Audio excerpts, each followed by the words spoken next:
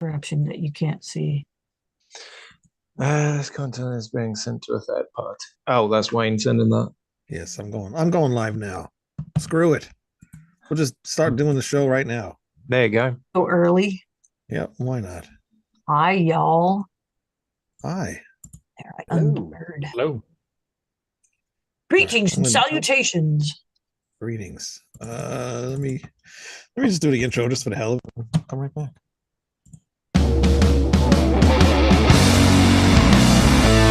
It's time for Red Salad Review with your hosts, Wayne Noon, Greg Narlow, and Lou Max.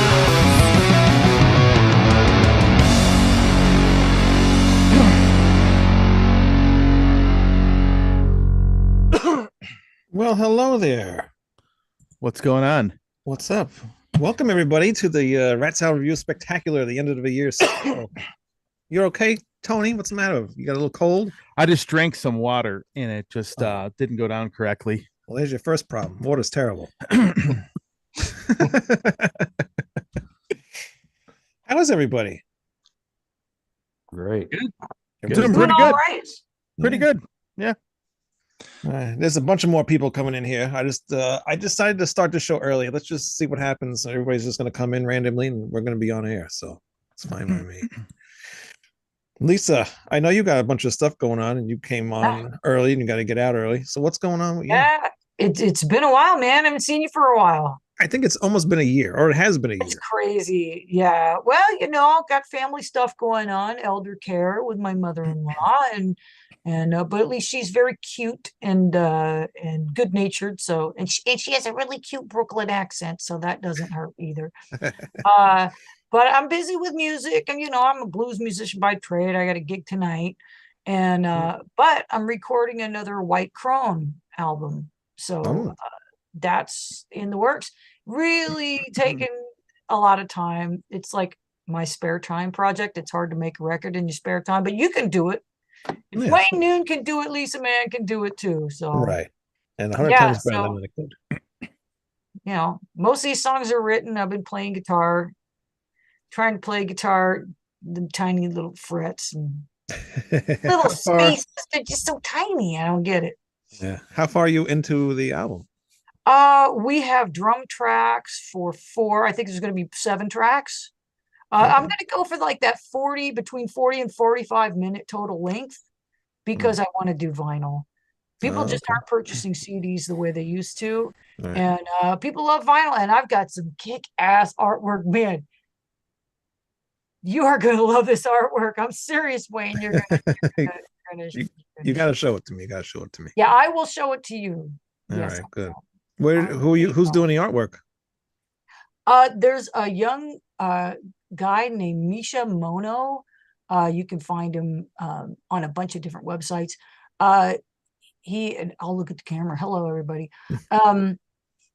He escaped Russia. He's a young guy. He's in his 20s. He escaped Russia when the war broke out because they were going to conscript him. All these guys that you see dying on the battlefield, so many of them, they're just random Joes that they just pull up in a truck and say, "Get in, kid, you're going." So he left the country and this is a year ago, he started raising money to get out, at least a year ago, to get out of there. And then he's trying to get from Georgia, the country of Georgia, to the EU proper. And he put out this request for people to buy his artwork. So I really started looking at his artwork. I was like, okay, I got some ideas, man. So he's really, really talented. And it just happened to coincide when I had need for artwork and he had need for some traveling money. And I'm really happy. I'm stoked. Larry London, been doing drums, been back at Opal Studio in Portland with Kevin Hahn, engineering, producing. And Jason Moser from Splintered Throne is going to throw down a couple solos because I'm still pretty. I played bass, but I'm still pretty thin on the guitar solo department. Yeah. Very cool. Very cool. What's going on with Splinter Throne? Any new music? Oh yeah, we're working on new music too, man. Wow, you're busy. I just wrote a bunch of lyrics. her new song, and it sounded really good. It's like a cross between Maiden and Judas Priest and Dio and Merciful Fate is this song. It's like you'll dig it because it's got a real Merciful Fate like story. All right, very cool. Yeah. Very cool. About a Yes, you- ghost. Good, very good. So you've been pretty busy. I mean, like I said, we usually Yeah. do the King Diamond podcast, and I've asked you like 100,000 times, and you were either in another country or just busy with whatever you got going on. But Yeah. it's just been so much stuff going on. But I'm glad to see that you're finally back out and playing all your shows and stuff because you were really Yeah. missing that during the pandemic. Oh, absolutely, absolutely. But yeah, I'm actually January is going to be pretty slim, and I'm glad, frankly. Yeah. All right, very good. Well, maybe we can get that podcast going again. Yes. We got and one we'll more talk about some more episode King left. Diamond. Yes. Hello, Alex. Wayne, what's up, dude? What's going on? Oh man, I'm going to butcher your last name. It's Abushan. that's pretty good. We'll take that. Pretty good. Close enough, right? Too many damn vowels, dude. Like It really, is. that's about what that comes down to. A nice picture of Bob Ross you got there, by the way. Dude, I love Bob. You can't go wrong with Well, Bob. who doesn't like Bob Ross? And he fits the space right. Like I get whenever I talk to people on here and we talk about the shelf, and they're like, why don't you just like use that space where Bob is? I got a window right there. So it kind of, the shelf would run into the window. We don't like that. Gotcha. I was just on your podcast. Well, I wasn't on it, but I did a little thing for your show about the Yeah, man, you're collecting CDs. And tell people about your podcast. It's the CD Collectors Podcast. It's the show where we talk music, merchandise, and everything physical media through the CD collector's perspective, which is a fancy way of saying we nerd out about CDs and talk about music and stuff. So Wayne was kind enough, as you can see in Wayne's background, and if you watch any of his videos, my man got a killer collection. I got a So- stack right here too. Oh, sitting man. right here on my table here. What we got? Is that the year-end wrap-up, or is that just new stuff? No, I do another podcast with Ralph Vieira. I don't know if you know who Ralph Vieira is, but we were doing our favorite and least favorite of Black Sabbath, Kiss, Judas Priest, and what else? I think that was it. Yeah, that was it. So this was my stack of my least and favorites. Right on. I've got a whole thing about Sabbath and the Dio era that I just don't care for whatsoever. I know that's going to be a controversial opinion on. Okay, we've had With enough of this you, crew. Alex. Have a good night. I'm an Aussie Get him man, out! damn it. Get him out of here! Get him out! He's starting to grow on me. Rainbow I can deal with, but I can't do the Dio Sabbath stuff. I don't know why. Yeah. Just Tony, doesn't- I saw you give Alex the side eye. What do you think about that? It doesn't really bother me at all. It's all subjective. It is. And I, it is. and I was actually not giving him the side eye.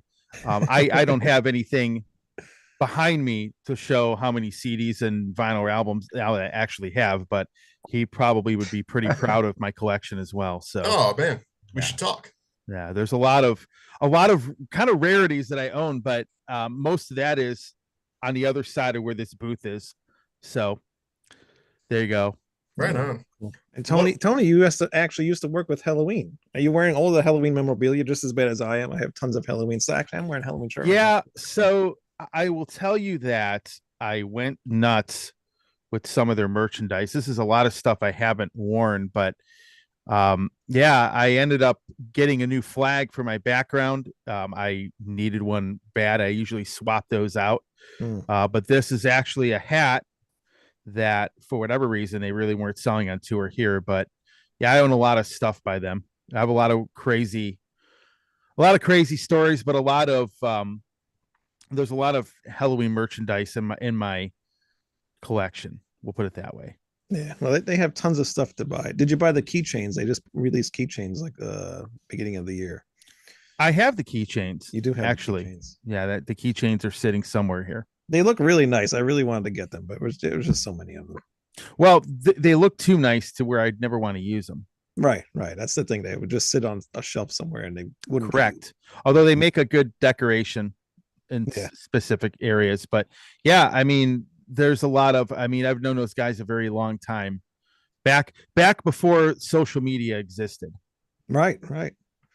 Yeah, because I remember you used to actually do their website, and God, I was Yep. so jealous. I was so jealous of you back then too, because I was like, "Who's this Tony Webster guy?" And how did he get in touch with my favorite band? And how's he doing? Let me put it to you this way: the story behind it is, it's interesting. It's an interesting story, but essentially it happened when the internet really wasn't all that big. Right. Let's put it that way. It started off as a project. It sort of just happened.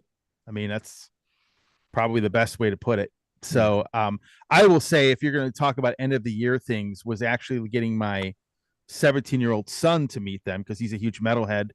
And, Alex would be very proud too, because he's also a collector. Nice. So, but he got to meet them for the first time.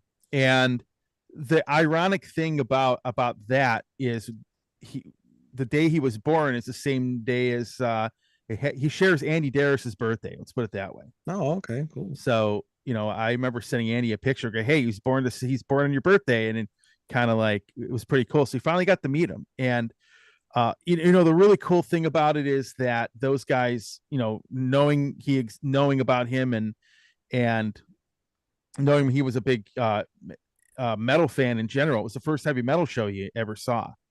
So it was them in Hammerfall. So he got to meet them. They were, of course, they were really super cool to him. Even, the management and everybody, the guys that, tour managers and stuff are really, really cool with them. So that was probably the highlight of my year. I mean, there's a couple, but that, and if you saw my Facebook post, I just posted details on an album I'm singing on. So I kind of came out of retirement for that. And there's a pretty impressive list of individuals on it that a couple of them I don't remember being listed on the album, but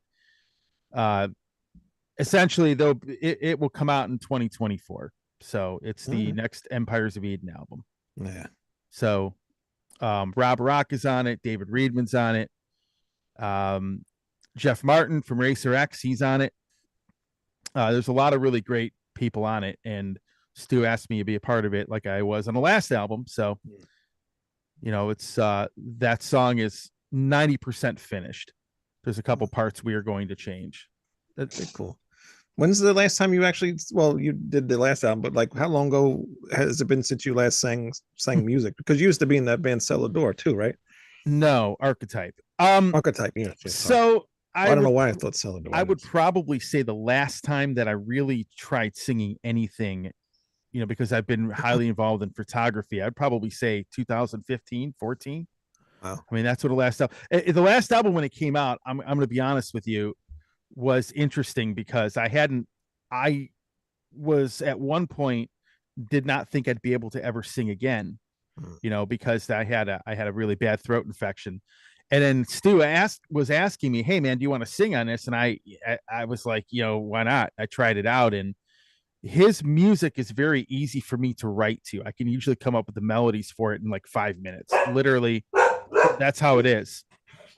And I hear a dog. That's mine. Sorry. I was gonna say it's Alex's dog. Okay, I was making sure just because maybe he's not big on CDs like you and I are, right? So anyhow, I'll tell you the story. So Ralph Sheepers was on the album, and the song that he sang on is probably one of the best things I've ever heard him sing on. And so when I get this album, I'm on it. I think Mike DeMeo was on it. Rick Galti from Masterplan was on it. Just a lot of really great. George Call was on it. I mean, a lot of really good singers. And so the song I did, I thought was very strong. And then I go on the album and I look, and I'm the song right after Ralph. Like I'm the third song in the album. Yeah. It's kind of like how Black Sabbath back in the day had to follow Van Halen when they got blown off the stage, right? I mean, that kind of thing. Right. But the reviews were pretty solid on the track I wrote. I was pretty, the album wasn't really highly promoted. You didn't see a ton of reviews on it, but it was pretty favorable. Right. So, but I remember him putting me after Ralph, and I'm like, damn. You couldn't put George Call after Ralph, right? Right. Yeah. And they put me on maybe the fourth song, because George Call was on the fourth song in the album. But I think this album is going to be great. I haven't heard anybody's tracks, but according to Stu, Rob Rock's stuff is very, very good. The other guy that's on it too, I forgot to say, Darren Smith from Harem Scarum's on the album.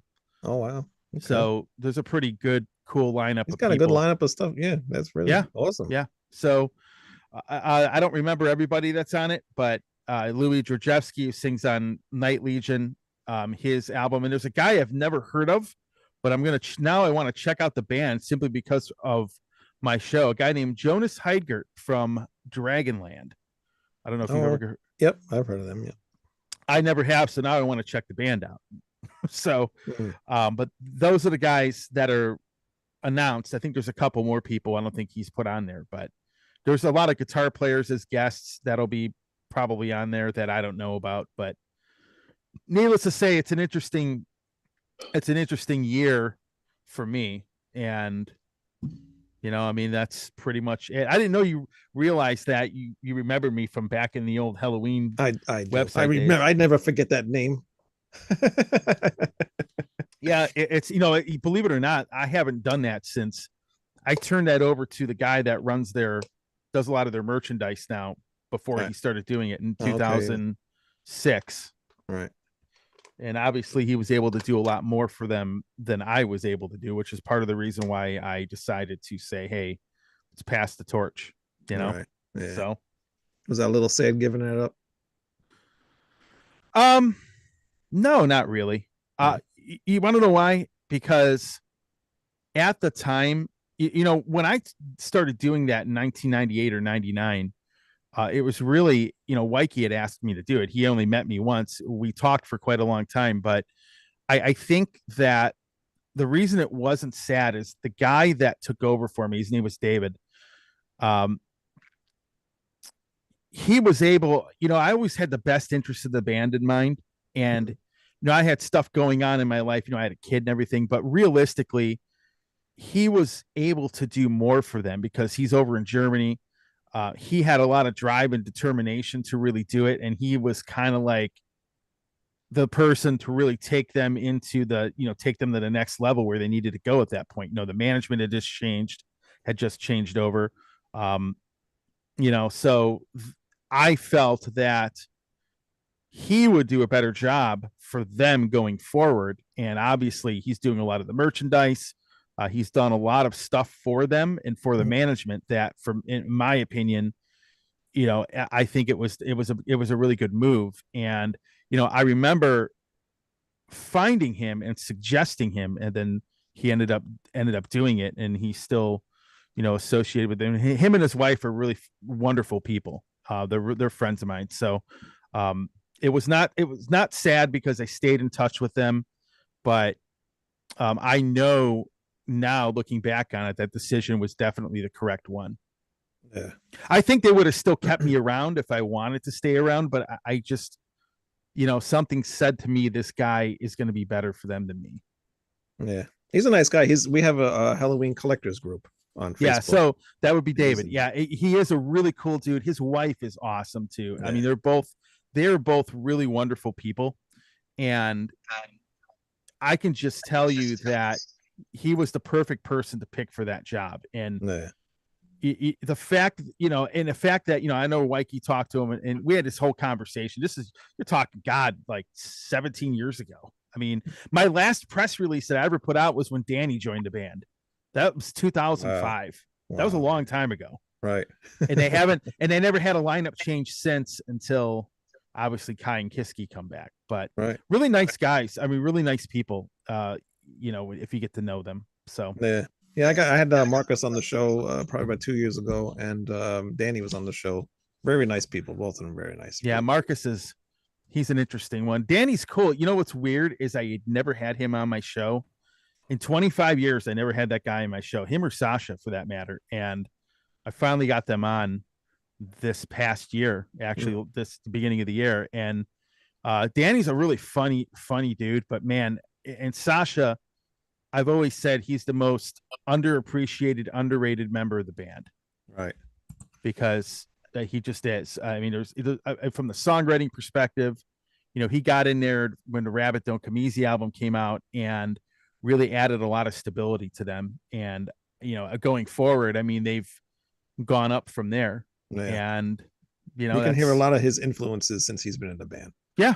Yeah. I mean, I think, like I said, I think he's one of the more underrated guys in that band because, he came in at a time when, they had a drastic lineup change and he really did a lot. And then when Danny joined, that solidified them, and they've been consistent ever since. And, they've added, and not subtracted to the lineup. I mean, it's the same Right. 5 guys, and then you add these 2 other guys, and you do probably one of the greatest things ever in the metal scene, right? I mean, right, yeah. who brings their old singer back and they stay in the band? Right. Anthrax many tried to people- do it, but it never went. But it never happened. All right. Who's Ken? I'm gonna assume this is Ken.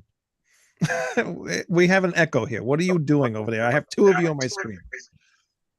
He's got an APB out on somebody. Dog's do I not so have- bad all of a sudden. Why do I have 2 of you? And why are you not answering me? 2 Kens. I'm Yeah, Oh. see, Lou Mavs is in the house. Hey, Lou Mavs. Hey, Lisa, man, what's going on? Oh, it's good to see you, man. Although I have Same to, here, I have my to friend. sign off. I gotta Well, go get ready. repeat for that a- again? Ken, I'm turning you off. Yeah, maybe mute yourself. There's too much interference. Ken, you should mute yourself. All right, there you go. Oh, he'll come back. How's that? No. No, you What are you, should what are mute you yourself. using? Are you using your phone or are you using a computer?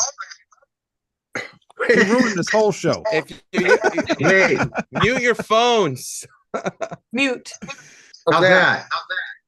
Okay. No, Well, what- mute your phone. Wait, hold on. Let me just. I'm not. Yeah, I just wanted to screw everything This is very up. professional. Jesus. I'm muting you for now. There All you right, go. that's You good. have There the we go. I muted power. him. Muted him. Sorry. I'm telling you, there's sorry, not Tony. 2. There's not 2 of them. It's a multiversal variant, you know.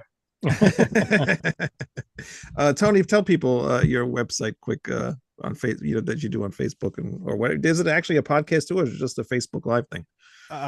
It is a podcast. Well, Okay. I still do a radio show, but the podcast is the main focus. The radio show is pre-recorded. So, I've been doing this 25 years now. Been that Wow. long. So yeah, so metalcommand.net, it'll lead you right to the Facebook page. I got to redesign the site, which I'm doing. But yeah, I do interviews, commentary, rants, things that people may disagree with me on or piss people off, and I bring on guests.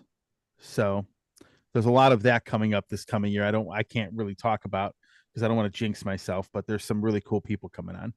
Yeah, very cool. I always But- see you have really cool guests on, so that's good. I'm glad to see Yeah, you. the last guest I had was Ken Mary, the Mhm. drummer for Flotsam and Jetsam, and obviously Fifth Angel. That was a really fun interview, and something you may want to cover on your show. I did a podcast about artificial intelligence and AI in music, Right. and I did that with Christian Wentz. And if you don't know who he is, he played with Circle to Circle for quite a while. Okay. Yeah. With Zach Stevens, and he's a network systems analyst. He actually owns a cybersecurity company, so he's very well versed on AI. We talked about how you could use it with how people may use it or abuse it in making music, and how it could be very good or very bad. We kind of discussed both of the the pros and cons of it and how artificial intelligence works. And I know it's not something a lot of people have talked about, but I think it's going to be a very significant thing, especially a year from now. Oh, Yeah. yeah. So I brought him on because he's the computer guru. I mean, and it was a really fun, fascinating discussion. Like going into AI and telling it to write lyrics for something based on, like for example, if I go in there and I say, hey, I want you to write lyrics for a song about a car crashing into a wall, the way that I don't know that the band I was throw a band out there that Testament or somebody would write, okay, Mhm. or King Diamond or anything, and it'll write lyrics about that based on past stuff that those artists have done. It's really bizarre. It is. It's Without paying them. right. Without paying them. Without paying them. So Well- I will be watching that. I will be watching, but I've got to sign off. And before I sign off, I'm going to do shameless self-promotion. Go ahead, do it. This is a stocking stuffer. It's White Crone, the Poisoner. It was released in 2020. So if you buy this on Bandcamp, White Crone, Crone. Great Has album. than a pail. If you buy it on Bandcamp, then it will help me fund the next album. Thank you very much. Thank And you, it's Wayne. worth everything that it Also- costs because it's a great And also album. pick up Splintered Throne. Splinter Throne. But I'm gonna watch the rest of this later. It's good hearing your story, Tony. Man, wow, I'm just like blown away. I almost lost my voice too. So you and I should Yeah. we should talk. Well, let's put It's it this bad. way. It's scary. I'll tell you the secret to getting my voice back. You're gonna laugh at this, but I ended up right before I recorded the song, I ate a small bag of Lay's potato chips, and my voice came back. It's the oil. It's the oil and the salt. I've Here, heard my someone problem- use that before. I can't even eat a potato chip now. But you know, we'll talk, man. We'll talk because I know what you've been through, man. Sure. All right, thanks everybody. Yeah. I'll watch Good this. luck on your show, Lisa. Love you, Wayne. Lisa. All right. Bye, Love you y'all. too. Thanks for coming on. Bye, Good Lou. seeing you. See ya. Who else is here? We got Alex. Alex is still here. Lee, you're still here. Lee, you've never been on the show before. No, I've been on one of the videos and I contributed something. It was your Oh, the King Diamond King thing. Yeah, Diamond thing. Yeah. Yeah. Yeah, You were so I on the filmed a little Unholy clip. video. You did the chorus part. Yeah, That was, was a fun. great cover. That was Yeah. fun. That was a lot of fun. But tell everybody your story because you're a huge King Diamond fan. I am. And you're a huge Merciful Fate fan. So it's to me, it's all in one thing. I think I just say that they're one band pretty much. Yeah. Yeah. You were able to get Jorn's drum kit. I did. Yeah. So tell everybody about that story because that's freaking awesome. Well, I guess it started back in, well, let me say that Bjarne and I have been friends for, many years on Facebook. Just talking back and forth. Very cool guy.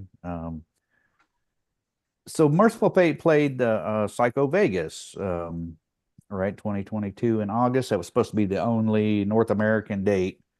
So I went there, flew out there.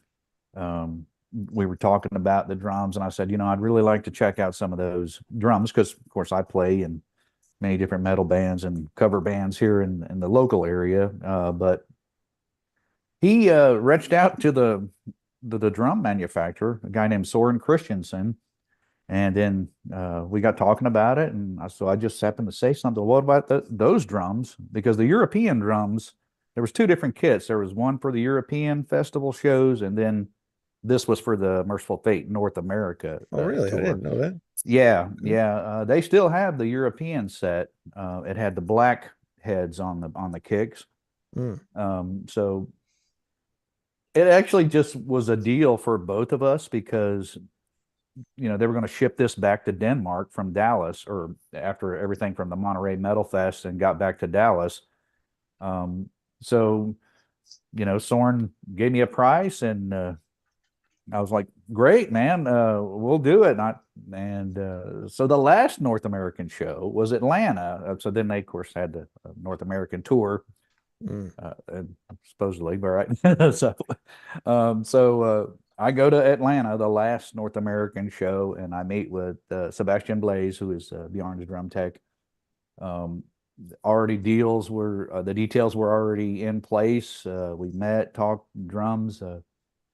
So after the Monterey show, everything went back to Gemini Sound in Dallas, and so I drove to Dallas, picked up the drums in a Toyota Camry.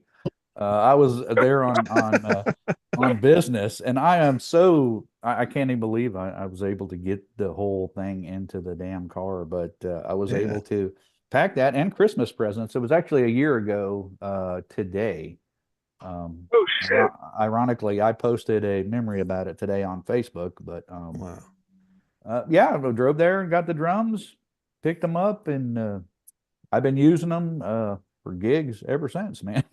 Yeah, very cool, man. How many pieces is that kit? It is so two 22 by 18 kicks, 8, 10, 12, and 14. Is it sitting right there? Can you move your camera? Can you show up? Yes, a part of it. Okay. Let's see, there's part of it. Oh yeah, there's half of it. Yeah. So I have a gig Saturday, and I was just using just setting up a configuration. Yeah. But I've been trying to become an endorser of those. All right. Drum Limousine drums. So, I'm trying to do diligence, man, and I'm only playing that kit out whenever I play. So all the social media stuff is Drum Limousine and Avant-Garde cymbals. Oh, nice. What's on the other side of you there? Oh, this is my little practice kit, a Nice. pearl crystal beat kit. I've got some lights on it. It's on a rolling riser. Yeah. Oh, wow. Yeah, it's a very nice setup. All he needs is a Kiss logo in front of there. It looks like a Peter Chris Yeah. model. I Right. love So it. yeah, the guys that makes Eric Singer's drum heads, a friend of mine. He's actually the drummer for Queensryche now. Casey Grillo, his drum company, Drum Static. If you ever need any custom drum heads, drumstatic.com. Yeah, he did Eric Singer's thing. And actually, I have a couple of my other bands that they've done album covers for my bass drum heads. But Very cool. Very cool. That's really cool. I mean, I saw you posted before you even got those drums from Yorn. You of the other kit that you have, and it's just massive. yeah, It's like Neil Peart's kit, but like times 20. I mean, it's insane. How many pieces is that kit? I wish I had a picture of it because I'd show man, it. there's so many different versions, and that's one of my things is I love setting up and creating new different things. Gibraltar, I'm technically a master builder at Gibraltar racks. And that's what they called me. But but I do all kind of crazy setups. That one particular set, if I'm thinking it's the same one with the maple kits, it was actually two different kits put together for a promo thing I was doing for Sabian cymbals, because it had all the cymbals, and we shot mountaintop, really nice view. Yeah. But I've got a bunch of different drums, man. This is just, I'm downstairs in my basement. It's kind of cold down here. Hence the clothes. But I have drums, road cases. There's just and of course probably 30 plus snare drums. I'm always looking for a snare drum to buy. But do you have a favorite snare drum? I really want to get the Charlie Benante snare drum. It looks nice, and I'm sure it sounds good. He's like one of my favorite drummers. Yeah. Next to you. No. Next to you. Yeah. He's got a really good snare drum sound, and I like the snare that he uses. But what's your favorite one? Honestly, my favorite one out of all the ones that I have is probably, I have a 73 Ludwig Super Sensitive. It's 6.5 by 14. And I'm actually playing a 54 Ludwig on this kit here with the old white marble finish. It's a little deeper, but that thing sounds amazing. So I've just been on a kick. I'll just switch it out. But yeah, you can't go wrong with the vintage Ludwigs, man. Always. Oh yeah. Yeah, they got really good sound. They do. So what bands are you playing with right now? Actually, I am in taking time off, man. Really? Okay. I injured I I injured my knee actually, and I've torn meniscus and the inside of my leg. So I have a surgery scheduled for January 9th. So I've had to kind of pull back from playing with bands, but I was playing with just mostly local cover bands, really just having fun at this point. Okay. So just metal, Whiskey Icarus is one band, and the band I'm sitting in with, just fill in on Saturday, a band called King's Reign, also another, hard rock classic cover band. Very cool. Well, hopefully everything goes good with the surgery, and you're back up and playing on the stage again. Yeah, according to the doctor, should be pretty, recovery should be, a couple weeks, and then just getting the strength back in the leg should be about 95% after that, hopefully. Yeah. Very cool. Very cool. What's some of the older bands? Because we were talking, you were supposed to come on the show like a year or two ago, and it's just been so busy. But what's some of the older bands that you were in? Like So back I played, in the day? so a band that I played with called Seventh Servant. Remember, we were talking about John Greeley, my good friend. Yep. He Iced was a Earth. singer in Iced Earth. Yeah, we played in a band with the guitarist of John Oliva's Pain, a guy named Joe Diaz back in the day. So we just had this band called Brutus. Seventh Servant kind of reformed here recently and have put out a new album. They went out to the Whiskey, and of course I was not playing because I've actually turned to a corporate job, so I kind of work a 9 to 5. It kind of makes it hard to do that. But Seventh Servant definitely out there has a new album. It's a great album, man. Great band. Blackout is another band. Okay, yeah. Yeah, we did a couple albums. Just actually did a re-release with the record label in Germany, and they did a cool album release and reprinted, remastered everything. And then also this other band, Messiax, which we were working closely with Sabotage. I'm from Tampa, Florida. All those bands and people are just kind of like a community. So John Oliva, singer of Sabotage, actually produced some of our studio recordings. And Oh wow.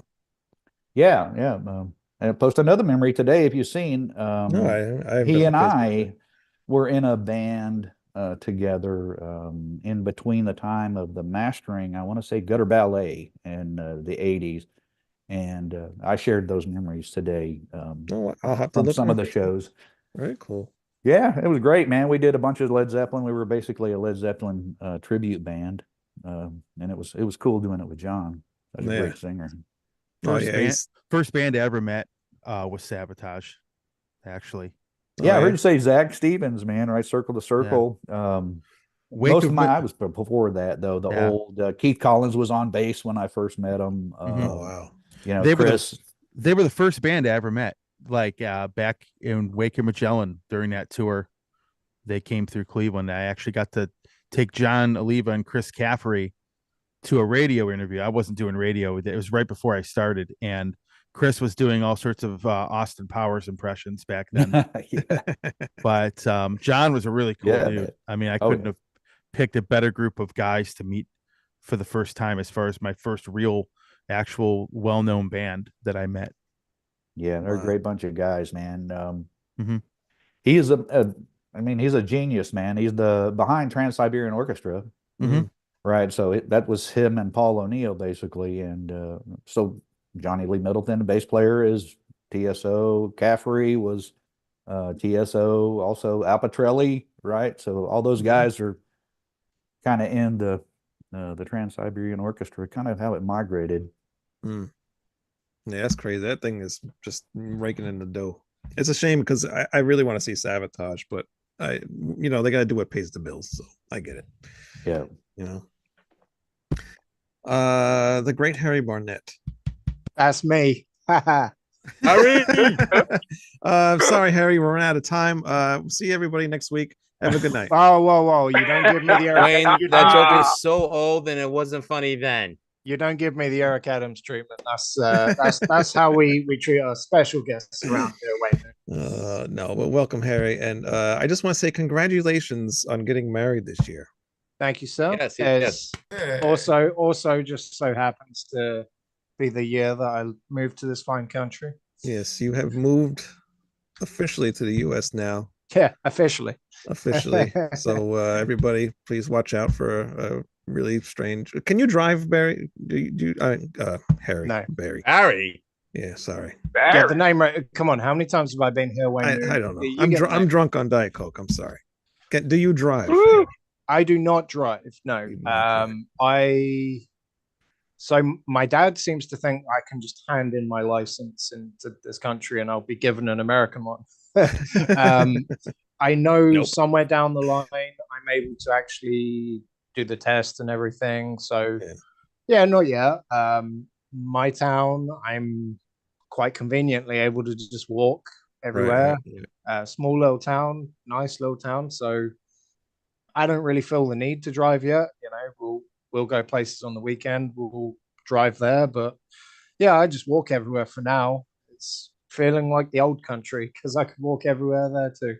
Yeah, well, that's good. That's good. I'm glad you. How is it being from the UK to here? I mean, is it a huge shock to you? Is it like everything a lot different, or how do you feel being over in the USA now? Well, Wayne, as you well know, and fine people on this show don't, and the people watching at home don't. I've been coming here for, I want to say, 10 years now. Yeah. So having been here, I don't know how many times in the last 10 years, I'm so used to being here. Yeah. So it felt more at home being here than really it at home. Yeah. Wow. Soda in the UK, they tax it. It tastes like diet soda here. So if you get a Coke Hmm. in the UK, it tastes like a US Diet Coke. Really? You know, I lived on US time for I don't know how long, because I was going to bed at, well, the ridiculous times I was when I was on this show. Because right now it would be about 2 That's in the right. morning. Yeah. It'd be Right, yeah. about 2 a.m. in the UK. Yeah. So I'd be up at ridiculous times. So now, latest I find myself up is like 11. And that's even pushing it. So I felt more at home here than I had anywhere in the UK for a very long time. Wow. Well, I'm glad to hear that. And you froze. Oh, you're back again. Now I was wondering if you drove Oh, you because froze too. I did. Okay. Am I back? Yeah. Now? All right. You're back now. I okay. hear you. All right, Unfortunately. Fortunately. Don't let anyone tell you anything different. Just kidding. Shut up, Paul. Don't laugh at that. Don't encourage him. No one needs to encourage me, Wayne. I encourage myself. I may not do what all of you do anymore. You will now. Debatable. Yeah. I may not really do this. I mean, I've done I want to say 2 shows since May. I've done 2 shows. I kind of felt with real life, I didn't really need to, but yeah, I may not do this all that much, but that doesn't mean that I'm not going to treat this appearance any differently to how I would normally. No, you just got to be you. You got to be Harry Barnett. Wayne, Excuse me, the great Harry Barnett. Thank you. I'm sorry. And I was wondering if you drove because, you drive on the other side of the road over in the UK, and then you come over here and it's completely different. So I just wondered if you had a Remember, true they story. think we drive on the other side of the road. Yeah, that's true. Yeah, well, yeah, there's that true story. So my wife came to the UK for the first time last year and came with me this year, and there was a nauseous feeling from being on the other side of the road, and I was starting to get that when I would come back and forth. When I would come here, I would start to feel uneasy and just like sickening being on the other side of the road, seeing the way everything was different. I'd go back there and I'd get that same feeling. I'd never had that before. Wow. But the coming and going, because I was going back and forth for about a year, because they only let you do 3-month trips until you have a visa, which takes a long time for anyone actually wanting to move to another country. Yeah, be prepared to wait. But yeah, it's definitely been an experience, and I tell you, it's still ongoing. There's the fact that I haven't been able to work for a minute. I think it was about, with the exception of a week, I haven't had a job since I left the UK in August 2022. So it does drag. But hey, I wouldn't, even some of the roughest of things that I've had to deal with on this journey to be able to get here, I wouldn't trade for the world, because now that I'm finally here, I absolutely love it. Yeah. And one thing before your next question, Wayne, because I know you have questions, I intend on fully answering them, whether they're whether truthfully or not, I can't tell you that. But you may have seen at the beginning of this episode, I was actually reaching upwards. Yes, Got a nice shelf of stuff up there, which I'm not going to move my camera. I hope your wife didn't hang that shelf, because I saw what happened to the other shelf. Oh shit! No comment. Oh boy, you might not want to stick there. She didn't hang the shelves. I did. But anyway. Oh boy. So I actually got this down Oh wow! as my token CD. I see that was on that shelf that your wife hung. My token. No, that was on my shelf. Alex would have to immediately change that Case case, gone. right, Alex? Yeah. Nailed it. Well, the fact that it's got a crack in it as well, you can it's got character now. Well, you can thank the wonderful people of what do you call them? They're at the airport. TSA. You can thank the wonderful people of TSA for that, for smacking my bag around, not treating it with the care that I truly deserve. Um, but Hold on, we just need to check your asshole. Does anyone remember that from South Park at the TSA No. episode? Come on. Greg might. Every time I think of TSA, I think of that scene in Wayne's World when he does the body cavity search at the end of the movie, and the guy and Rob Lowe can't walk at the end. There's one more thing I got to check, son. He puts on the rubber glove. Yes, I remember that. I'll tell you that as well. I'm so glad I don't have to go through another airport now until we decide to start going on vacations. You don't know how much you hate an airport until you're going through it every 3 months. I could imagine. Yeah, I'm so glad I don't have to go through another airport until the day comes where we're deciding on a vacation. Because, I don't know how many flights I've been on in the last 2 years, but too many. What's the worst thing you've had to deal with since you came over here? Coming on Rockstar Review. Probably coming on the show, Wayne. See, you have a great crowd here, Wayne. I do. But shout out to the mayor of New York, by the way. What was your question? Sorry. But the worst thing you've had to deal with on your move to here to the US. I just told you the phone calls to Eric Adams. I mean, no, just kidding. Well, he's not lying there. And yes, Lou, I do remember that episode of South Park. However, don't lie, Harry. We all really know you started some shit with the Hare Krishnas. I know you. I can neither confirm nor deny that I start shit with anyone. I generally only start things that I can finish. And well, just look at Wayne. Still waiting to finish what I started a long time ago. But you said, what's the worst thing that I've had to deal with since I got here? Does that include or on your trip to come into America to get here? You know. Oh, they nearly didn't let me in one of the times. We were that close, huh? Right. No, when you're doing the short-term trips, so when you don't have a visa, you got what's called an ESTA, and I had done the ESTA stays too many times in their opinion, so. Yeah, they almost turned me around. Luckily, I had a secondary interview, and the guy was understanding of what we were doing. Obviously, come to see my fiance at the time, now wife, and he let me through. But then I had to stay in the UK for a few months after that while waiting for my visa. So, when you're dealing with those kinds of people who have quite literally your life in their hands, you really got to hope and pray you get someone who's either nice or really just doesn't care and is just stamping things. Because, that day that I had to deal the first person I dealt with, unbearable. The second one, very understanding, because I don't do nervous often, but I was thinking I was going to get sent back to the UK, that my visa was going to get application was going to get cancelled. Like, that was just a scary moment. So, but no, as you know, my memory's not great. I mean, Wayne, if we're talking about moments from this show, I believe one of the moments I actually appeared on your show, one of the very first times, was when I initially had my head injury. Yeah. So, you know, my memory isn't actually that great. So I can't think off the top of my head, other than that, I can't think of bad moments. There may well be many, but I don't actually remember. Well, that's good. If that's the worst one, that's fine. But one of my I think favorite Lou has a memories question.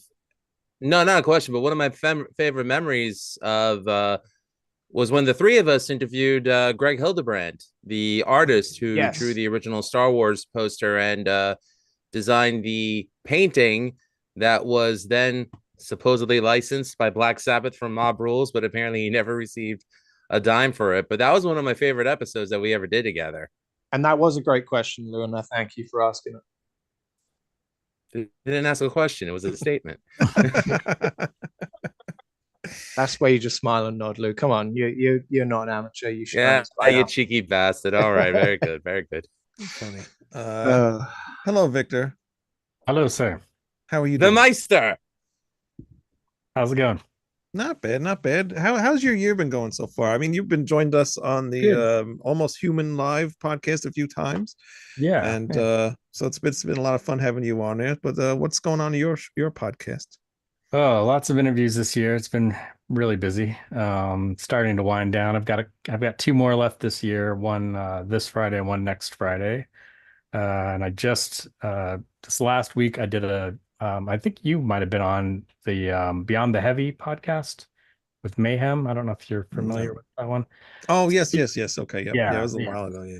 Yeah. So he and I did our top 10 countdown favorite 2003 metal albums.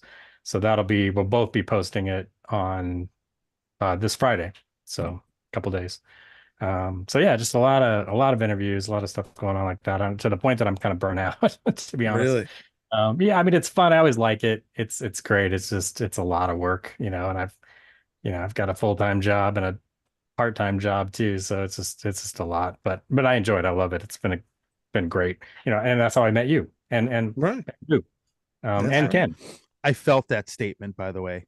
I think we all do. I mean, Tony, you've been doing this for 25 years, podcasting, right? And Alex, how long have you been podcasting for? Doing the CD Collectors podcast it'll be 2 years next month. And before that, I was doing a podcast, doing metal album reviews for 3 years before that. So 5 years cumulatively. Wow. That's a long time.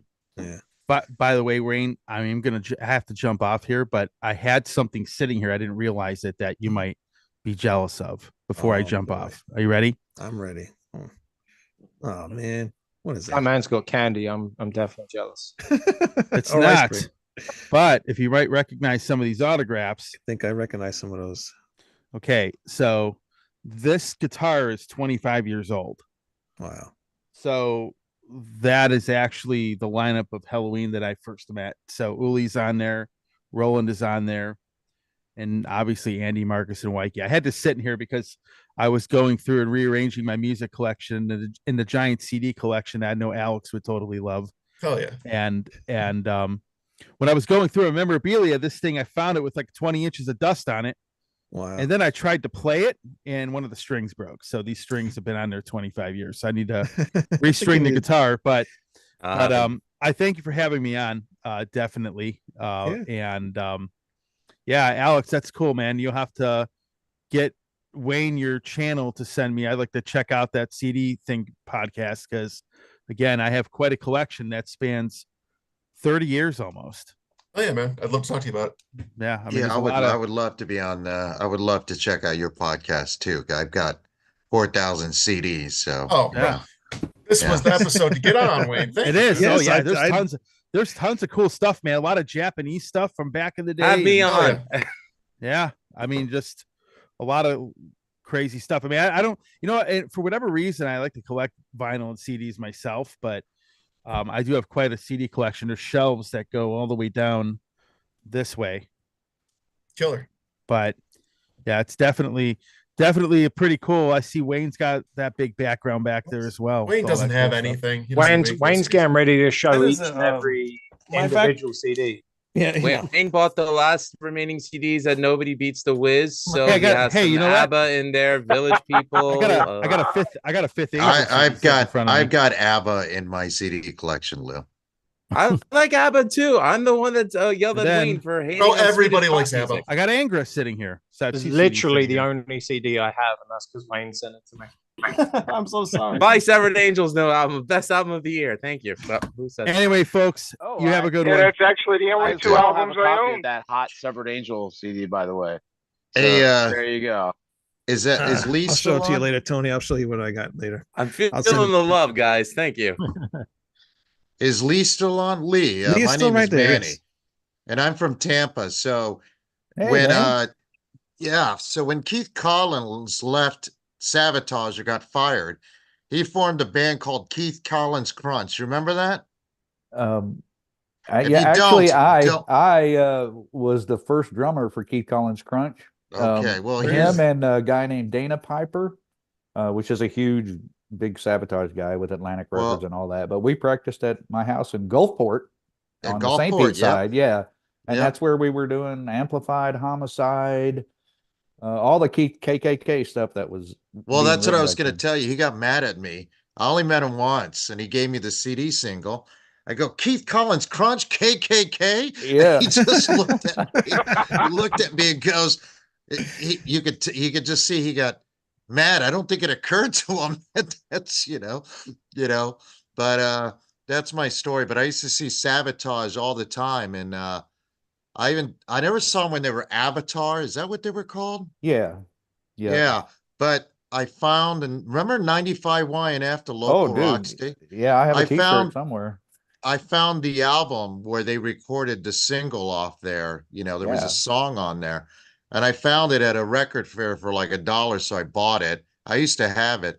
So, but it's funny, small world. So we probably seen each other 1,000 times, but never met, Yeah, I was in the Tampa Bay music scene from like 83 till 2004. And I moved here to Tennessee, but yeah, there's a bunch of great bands there in the Tampa, St. Pete area, man. Still. Yeah. I used to go see Nasty Savage. Oh, What was the yeah. guy? Ronnie Ronnie you remember Galletti. he used to smash the TV. So Yeah. Still Right does. on He his still head. does. He still Does does. he? They're actually To this in day. Yeah, but these were Morristown. 1980s TVs. Yeah, the These big were- CRT games. Oh yeah, Yes. he'd be bloody, man. We did some shows Yeah. with them back in the day, man. And he was just bloodied up after the show.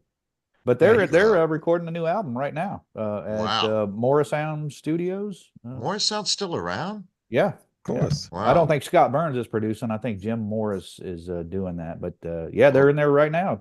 Scott Burns produced just about every death metal album in Yeah. existence back in the Yeah. day. I remember I took a tour of Morrisound, and I thought it'd be like Electric Ladyland or the record plant, and was nothing like that, but anyway. Yeah, it's So all brick on the inside now. A lot of yeah, the rooms and I know. And yet he could get a sound like that, I Yeah. mean, you think about the budgets for those albums were nothing. yeah, yep. Because I remember what was that, Eaten Back to Life, Cannibal Corpse? I think they recorded that in like 2 weeks or something crazy. Yeah, Yeah. And who would have thought those guys would have had a career? I mean, now it's I went to one of remember in Ybor, before Ybor became Ybor, since you lived down here. Yeah. Remember it used to be all these little there was a little square area where they now built a movie theater, and Cannibal Corpse and Deicide play there. Is like, you probably were there. It's before there were anything. And Yeah. I'm sitting in the crowd, and out of nowhere I get hit with this chunk of meat. And I was ready to like, who threw that? And then I look, it's the guys on the stage, Anyway, I None thought that was bitten, really, really cool that you're from Tampa. But yeah, Yeah, Keith man. Collins actually got mad at me because I pointed out that it was Keith Collins Crunch, KKK. So, Yeah, that's. I mean, so Collins is spelled with a C, really, but he did yeah, that not as the a way he shtick, spelled it. and the Yeah. crunch was with a K. So that was it was a good band, man. Really, really good music too. He was writing Yeah. good stuff. He put out a 45, didn't he, with that band? You probably were on it, wasn't it? No, I didn't do any of the recordings. I just Oh, was okay. helping him in the early stages when he was writing that stuff. Yeah, but then he kind of disappeared for after. Yeah. Yeah, I don't know what happened after he did that project. And there used to be a little local magazine called Music that, Oh yeah. yeah. And I remember him being interviewed in it, and he had a phone number on there. And, I talked to him a couple times, and he'd send me stuff, but he didn't know who I was, thankfully, or he wouldn't have sent me shit. But He's still anyway, there. He is yeah, still but- there, from what I understand. Real Yeah. quick, Wayne. Yes, I see you I don't raising want to. I don't want to jump in. I've got to go. There's actually a cat in the tree somewhere that I don't have to save. But Oh, I was hoping you were going to tell me they're coming to take you back to the UK, but Well, I was going to say that's I'm going to tough. pretend like I'm Wayne. going to save that cat from the tree. And, I'll ignore whatever it is. They you- finally found the guy who murdered that girl, and it's Harry Barnett. There he's right here on the podcast. Get him. I swear, one day you will wake up and I would have entered your house and taken every CD and put it in a different box. You son Anyway, of a bitch. I appreciate the invite. I appreciate everyone here and everyone watching. I'm going to leave it on Cheers, the to Harry. be continued. Make you think maybe one day I'll come back. Maybe I have retired. You won't know until the day Wayne invites me again, which will probably be same time next year. But anyway, just in case I do come back, youtube.com/the great Harry Barnett,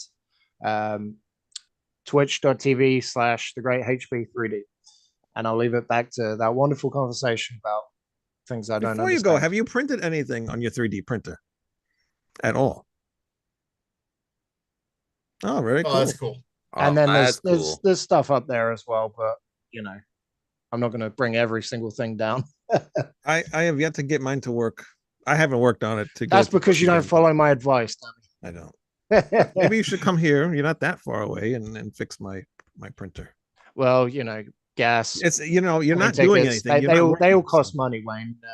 Unless you're selling, unless you're selling CDs, then you know. But I'm sure there's many people here who'd buy them. But until then, thanks everybody. Get out of here. Goodbye. Evil Scott. So what? What? Sorry, I'm sorry, Lou. What? Well, I was just going to ask Manny about Keith Collins. Did you hear about his new album? Sorry, Scott. Called Keith Effin Collins. The initials are KFC. Oh no! Sorry, somebody had to make that crap. God, Anyways, no. back to you, Wayne. God, I let you talk over me. You're terrible. This is why I don't like you on the show. I don't like you, period. I heard you guys Drummer talking boy. earlier about the Peter Criss drum set, and I wanted to ask if any of you New Yorkers went to either of the two final shows. I think Lou did, right? The last Kiss shows. No. Oh, you didn't. Oh, okay. Damn. I just didn't know. I mean, I went to the third, the fourth, the last one down here in Baltimore. So I was just wanted to see if anybody up there saw it and what you thought. What did you think of couldn't the buy the a Kiss ticket show? for me to have to sit through Paul Stanley's voice? Thank you. No. I mean, I thought it was entertaining. I thought, I mean, you know, Stanley had just canceled a few shows beforehand, Right. so we were kind of worried. I thought it was entertaining. I thought Gene Simmons' voice actually sounded shittier. to be honest. Really? Yeah, at least that night. At least that night. Like the backup, like the group vocals on "Lick It Up" were especially not lickable. But I mean, I was entertained. I mean, I had a good time. You know what I mean? I didn't go in. It's like seeing Van Halen with David Lee Roth the last time they did, like 2017 or 18. It was like I'm not expecting the vocals to sound good. I'm just happy to be You're just there to experience Kiss. going. Yeah, Right, yeah, yeah. yeah. Actually, the only time I had seen Kiss prior was at Madison Square Garden in like 2003 with Aerosmith. Oh, And okay. I thought Aerosmith was terrible. They had just put out the Honkin' on Bobo. Oh, stupid God, yeah. blues album. Yeah, Terrible. yeah.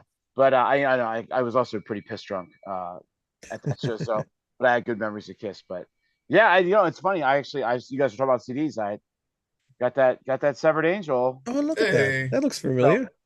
Yeah. So I'm actually just putting together the next Saturday night. Not this coming Saturday, but next Saturday night is the best of 2020. As we're all of us podcasters and radio people are doing our best of year shit, I'm sure. Yeah, of course. And I'm gonna throw a Severed Angel track on there. So Oh, very cool. yeah. Not yeah, that we yeah. shamelessly plug. No, you share content to be played on air, which is as good as I can ask for. Plug away, please. I can, I've been doing Zombie Ritual now for 4 years, so I'm always looking for new music. We just And you're the first DJ to play us, Scott. So thank you. We Oh, appreciate it. Appreciate it. No problem. I mean, it's part of one of the fun things about doing the show is new music. Like I know you can all listen to the same Slayer albums all the time, but Right. there's the being kind of forced to listen to new music.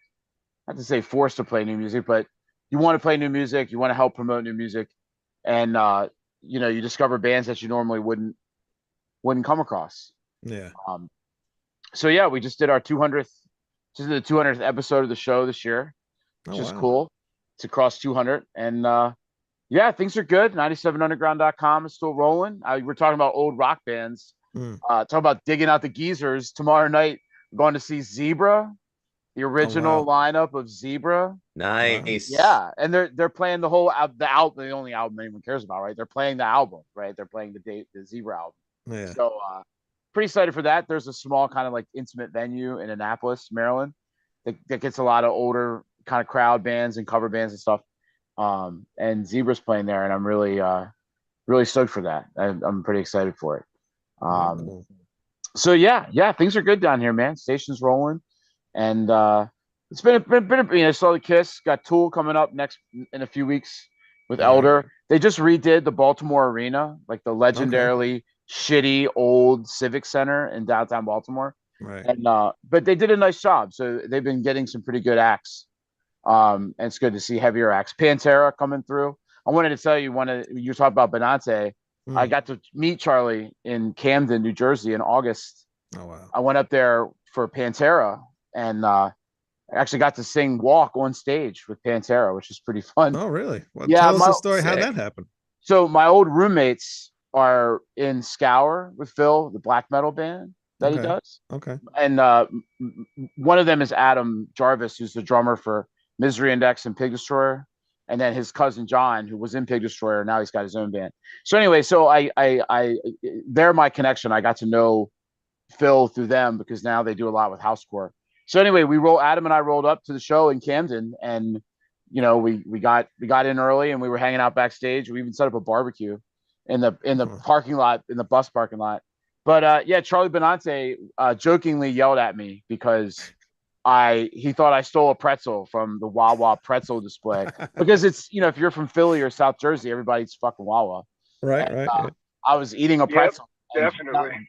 Yeah, you know. And Benante. Oh yeah, I know.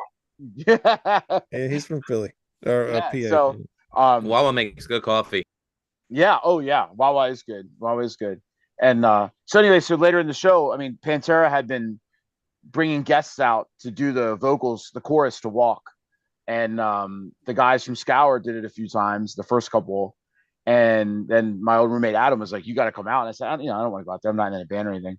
But I kind of got pulled out there for the final chorus. So it was cool. It was good. It was good. It was a good show. That was such a good show, man. I was there. Yeah. I was up on the lawn, but holy hell, that place was in. The energy that night was just out of this world. The whole show.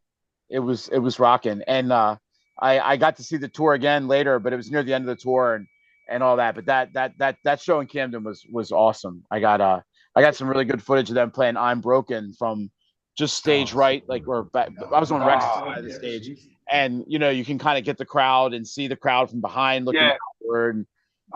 You know, I've always been a big fan of "I'm Broken," so that was a big highlight of 2023 for me. So now that you've both seen the Pantera, what do you think of this version of Pantera? Are we okay with this? I'm fine with it. I think it's cool. I mean, I got into Pantera late. I never saw Pantera, so to hear the songs live, and I think you know, you're gonna sound like a shitty thing. I think Zakk Wylde overplays a little bit sometimes on some of the songs. Yes, that's Zakk Wylde. That's his thing.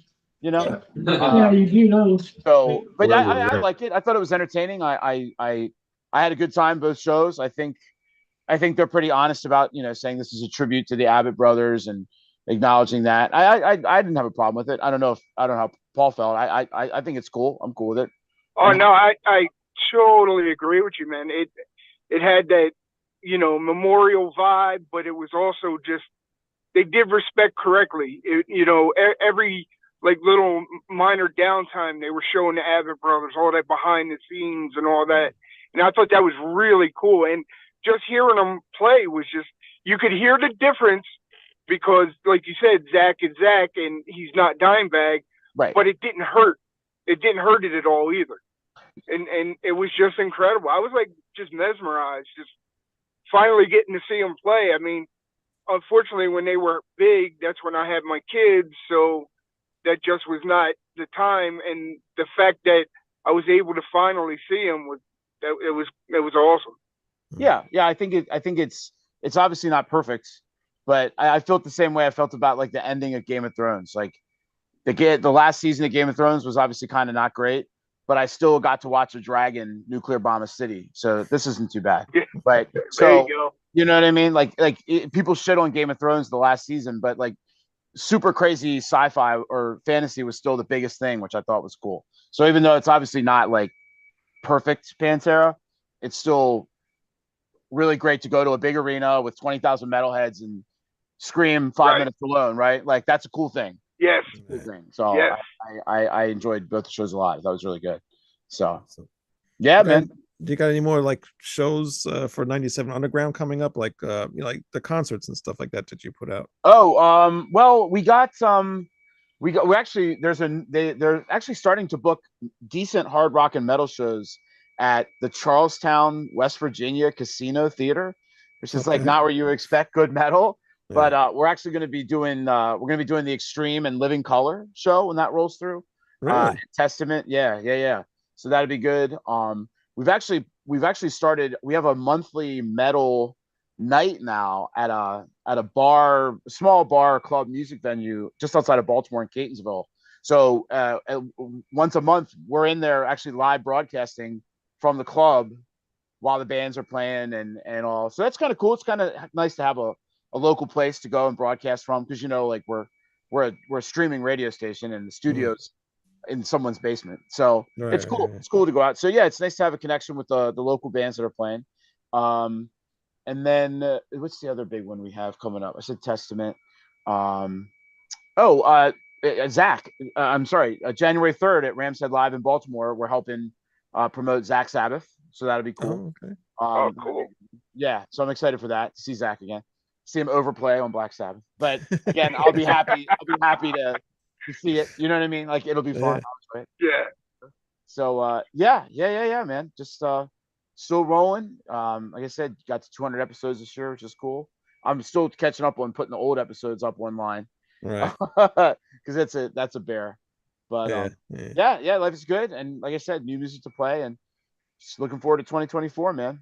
You do a lot of stuff. Like, see, Victor, he's felt a little like he's getting overwhelmed a little bit and kind of getting tired of doing this. Have you felt like that? Because you've been doing this and you do so much stuff between the podcast and that. So, well, we slowed down. We haven't done many podcasts this year, but I was doing 2 shows, because I was doing a show with another friend of mine that was all like, it was called The Metal Mission, and it was like early heavy metal and proto metal, and that was a lot of fun. But we really tried to do a lot of research on that show, so we were always trying to find obscure bands like Toad and Nitzinger and Head East. I mean, we really like looked for like obscure early hard rock, early heavy metal bands.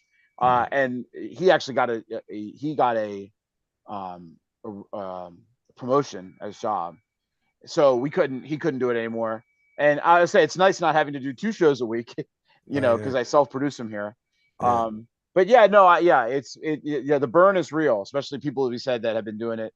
Mr. CD Collector said 5 years, and it takes a while you got to think about, coming up with new content and not saying the same shit all the time and not playing the same bands all the time. So, but yeah, it's still fun, man. It's still fun. Life's kind of been, I've had some health issues with my wife and stuff this year, so I haven't been able to get out as much and go to shows and come home quickly. But definitely looking forward to 2024 and keeping it going. The burn is real, but I don't know, man. Music, it sounds corny, but music keeps you going. You want to play it. You want to hear it. You want to see it. So, yeah, I think it's corny thing to say with a bunch of musicians, but it's true. There's days I feel like, there's weeks I feel like when we go do the show, I don't want to do it. But then when I get together with Lou and Manny and Greg, and he just left, when I get together with these guys, it's just so fun to just talk to each other, and it's just like a guy's night out, and I love doing it every week. It's a lot of fun. Well, so here's the typical metal question. So I want to add this because I hopped on right when Lee was talking. Is if those of you guys that are King Diamond or Merciful Fate fans, what's the song that got you into them?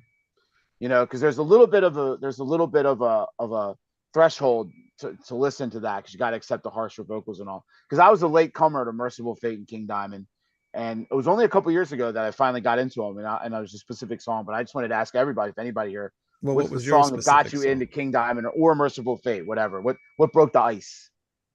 Go ahead, Lee. I'll start. Go ahead, Manny.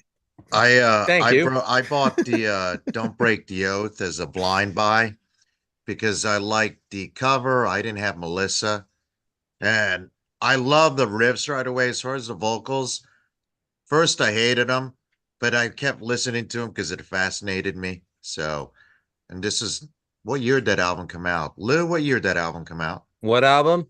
Don't Break the Oath. 84, I think. Yeah. So I bought that in 85, a year after it came out. So I was already into Venom, but this sounded nothing like Venom. For one thing, these guys didn't sound like they met their instruments on a blind date.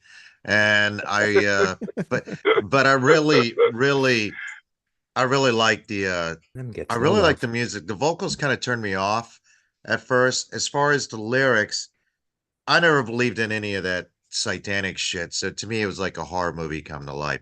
So in a way, for me, it was a blind buy. Just find the album.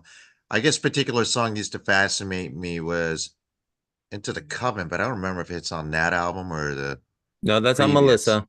Yeah, okay. But that was later on. I think Don't Break the Oath, I just kind of took it as a whole, because I would listen to it from beginning to end. Anyway, that's my 2 cents. It was Don't Break the Oath for me as well. Some guy suggested to me in class one day, and I was like, all right, I'll check it out. And it was the same thing. I loved the music, the vocals I was shaky on, but I was really into all that dark stuff. So the lyrics hit me, and I was like, yo, this is something I can get with. And after that, I found I found Melissa, and then it was on from there. And then when King dropped Abigail and Fatal Portrait, I was sold. That was it. I was good to go. Yeah. Alex, are you a fan of King Diamond, Merciful Fate? I'm newer to Merciful Fate and King Diamond. I got to go in for my first experience though. So I grew up in this town called Pleasant Ridge, which is a suburb of Detroit, and it's an upper middle class suburb. And I was hitting some garage sales one time, and somebody had a 12-inch of No Presents for Christmas. Oh wow! And somebody wrote in like red ballpoint pen, "I think this is a joke. I think you would think it was funny. Love, Somebody." I didn't know what the hell it was, and this was summertime. So I go home and jump on the computer and check it out. I'm like, this is fascinating. So yeah, that was my first toe dip into the King Diamond world. Really cool. But I caught Merciful Fate back on the tour last year, and the show was fucking amazing. It was awesome. It was really good. Great show. What about you, Victor? Almost identical story to Manny. It was a blind. I think friends had talked about the band, and I had read about Merciful Fate a lot, and a lot of bands I loved were influenced by them. But just blind, kind of a blind. I was at a record store somewhere and thought, oh yeah, this is a cool cover. I got to check this out. And same thing. I was like, as soon as he started singing, I'm like, what the hell is this? I wasn't expecting that, but it grew on me, and now I've grown to love it. And I know I'm a massive fan. In fact, one of my fondest memories was seeing King Diamond on Halloween night several years back. That was pretty, and then also taking my daughter. And I think it wasn't her first rock concert, but it was one of her first. And I took her to King Diamond, and she loved it. So a lot of fun. A lot of good memories. Really, really cool. What about you, Lee? I'm kind of the same with the story, except for me, it was Melissa. Blind buy in a record store, saw that album cover, and bought it. Evil, of course, is the first song I ever heard by the band. Same sentiment. I hated the freaking vocals. I thought, what the hell is this, man? I'm like a Bruce Dickinson guy, Jeff Tate, right? And what the hell is this, man? But it grew on me. But the song probably Satan's Fall, where he's, exaggerating and that's really probably the song that hooked me. And that was the musicianship on the record. The musicianship, the writing, the guitar tone, everything was just killer about the band, man. Yeah, definitely. Yeah. Lou? My brother had them on cassette. My late brother Mike, God rest his soul. And the first song I heard was Welcome Home, and I got scared, and I didn't listen to King Diamond for another 10 years. It wasn't until Garage Inc., so I had to thank Metallica for that when they did that Merciful Fate medley, and I was like, well, the songs are good, but this is the same guy, King Diamond? And I went and got Melissa because I was like, I want to hear these songs the way they were originally written. And I was like, shit blows Metallica away. And since then, I've been a hardcore fan ever since.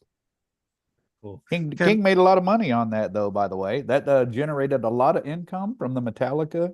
Oh, yeah.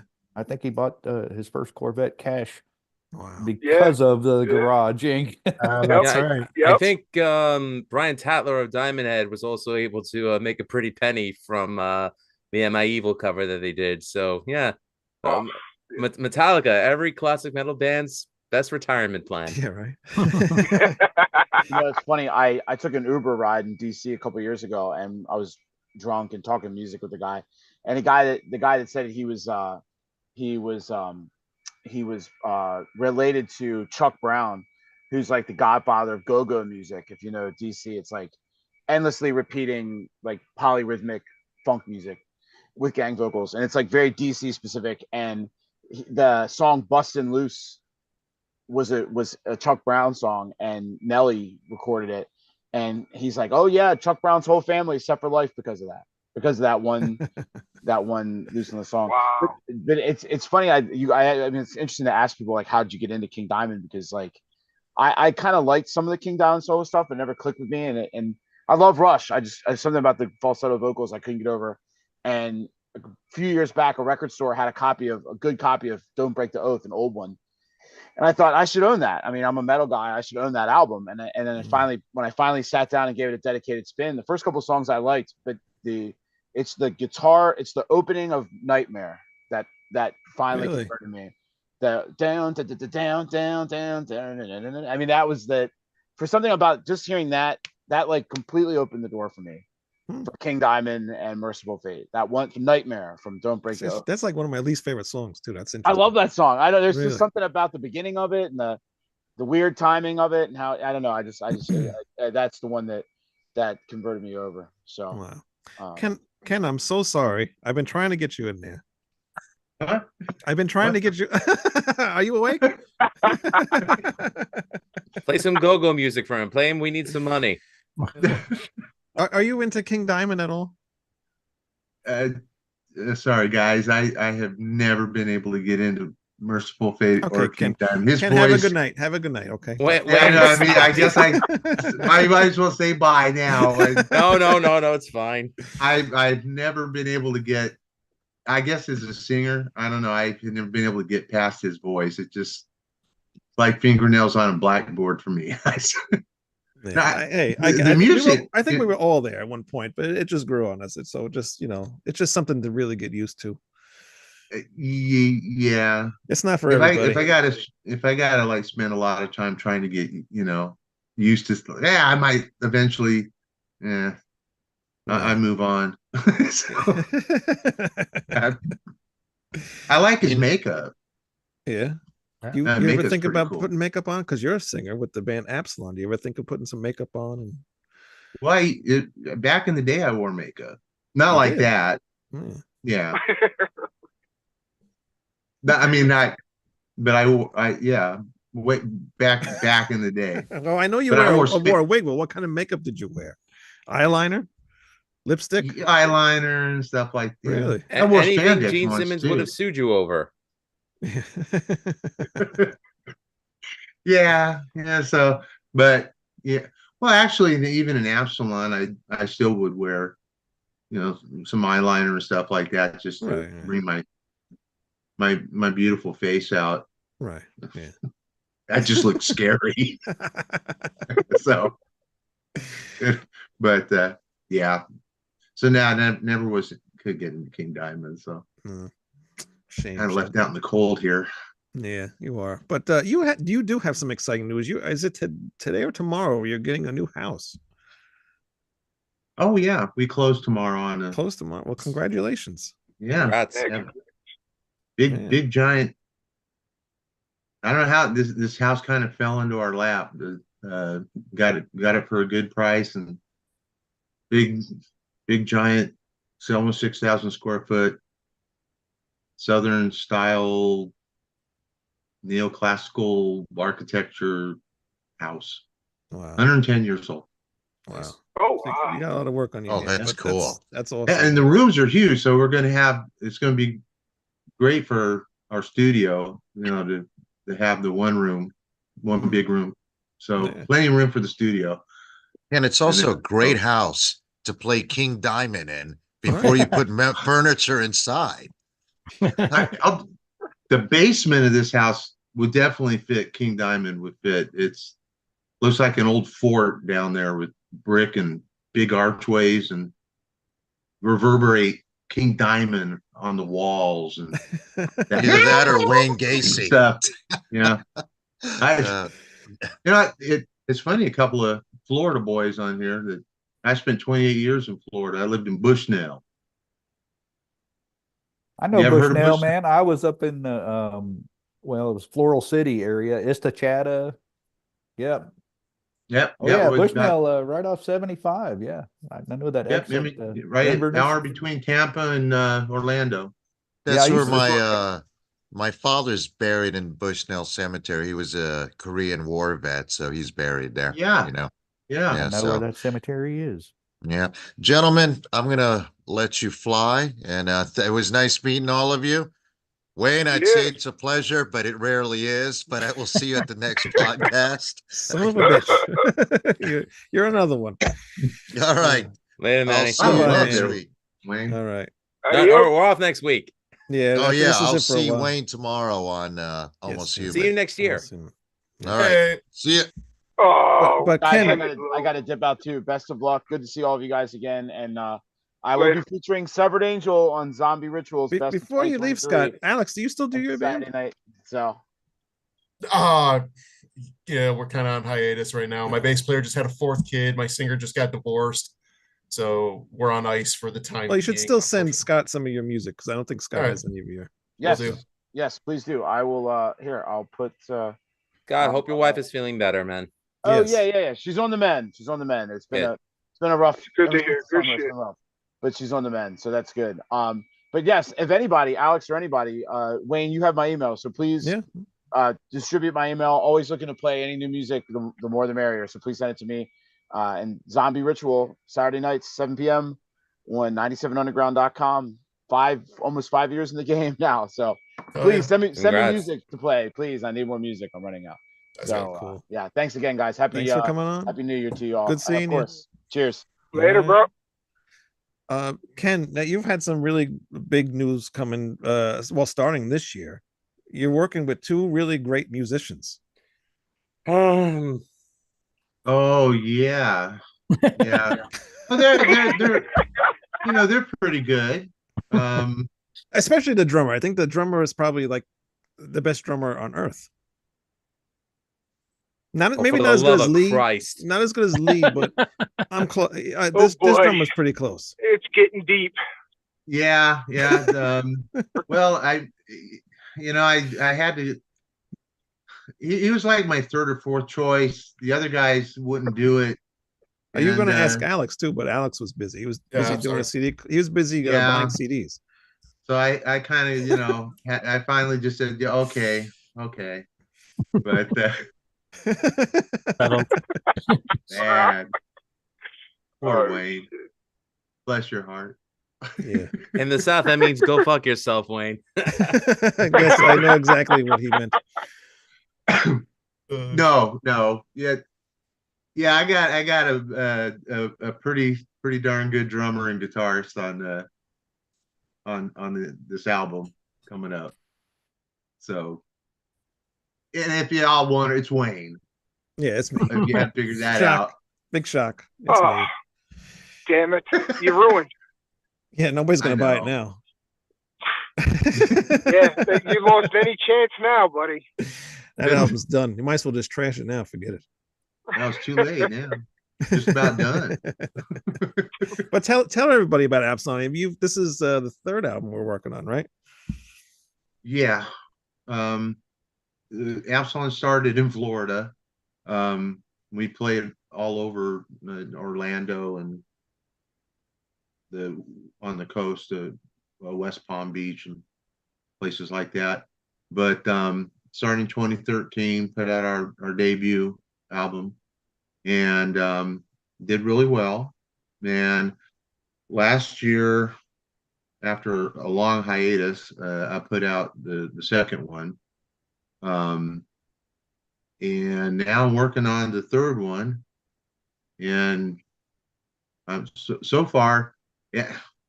And I know that I got a couple of Severed Angel dudes working on it with me, but I have to say, my condolences.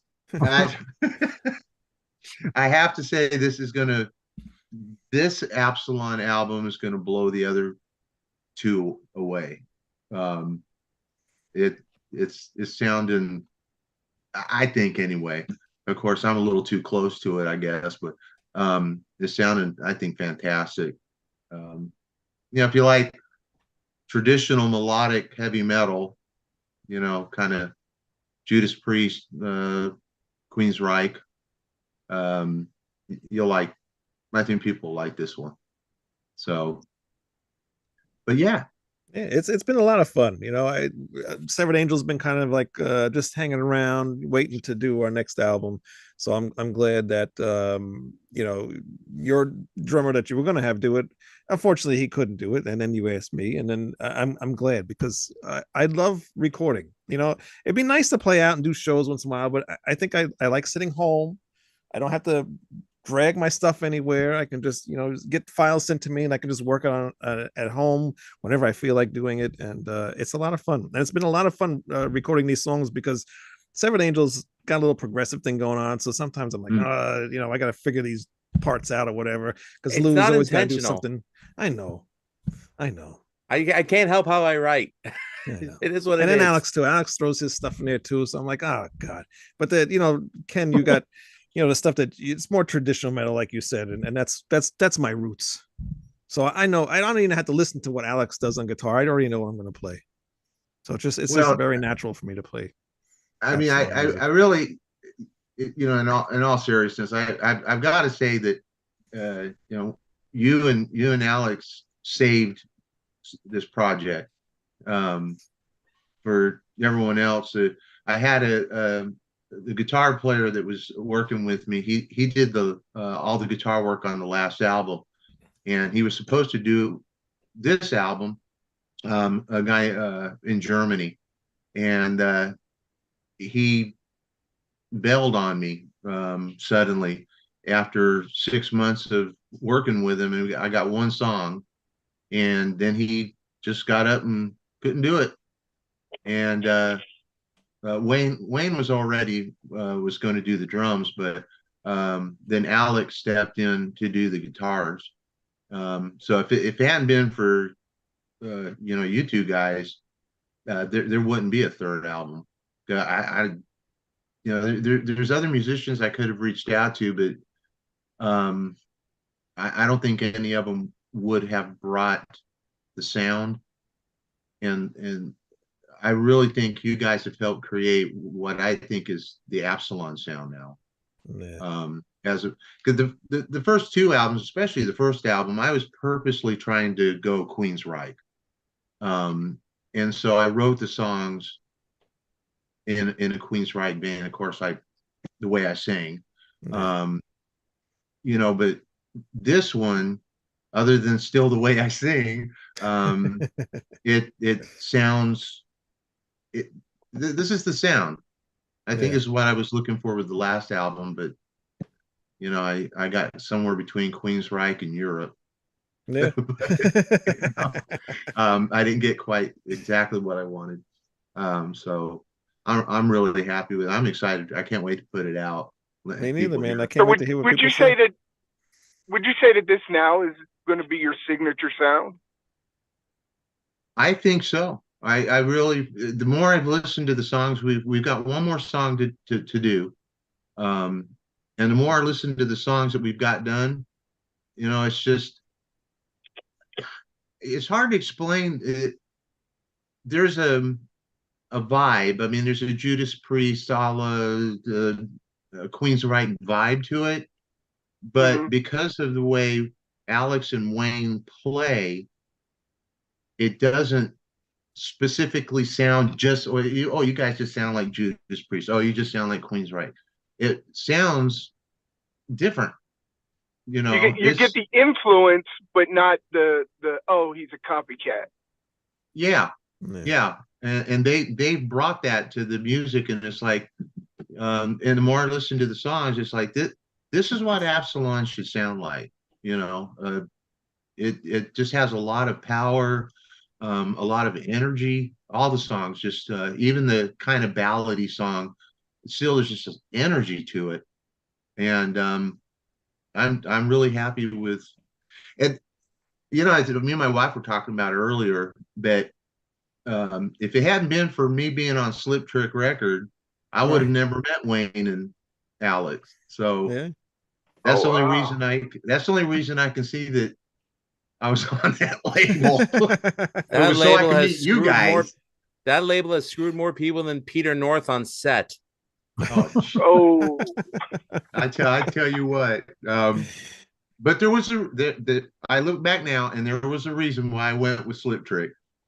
So Well, there it is. it's funny because we were Facebook friends before I even knew like you were in a band. I just thought you were just some guy that just friended me or whatever. We talked a little bit, nothing major or whatever.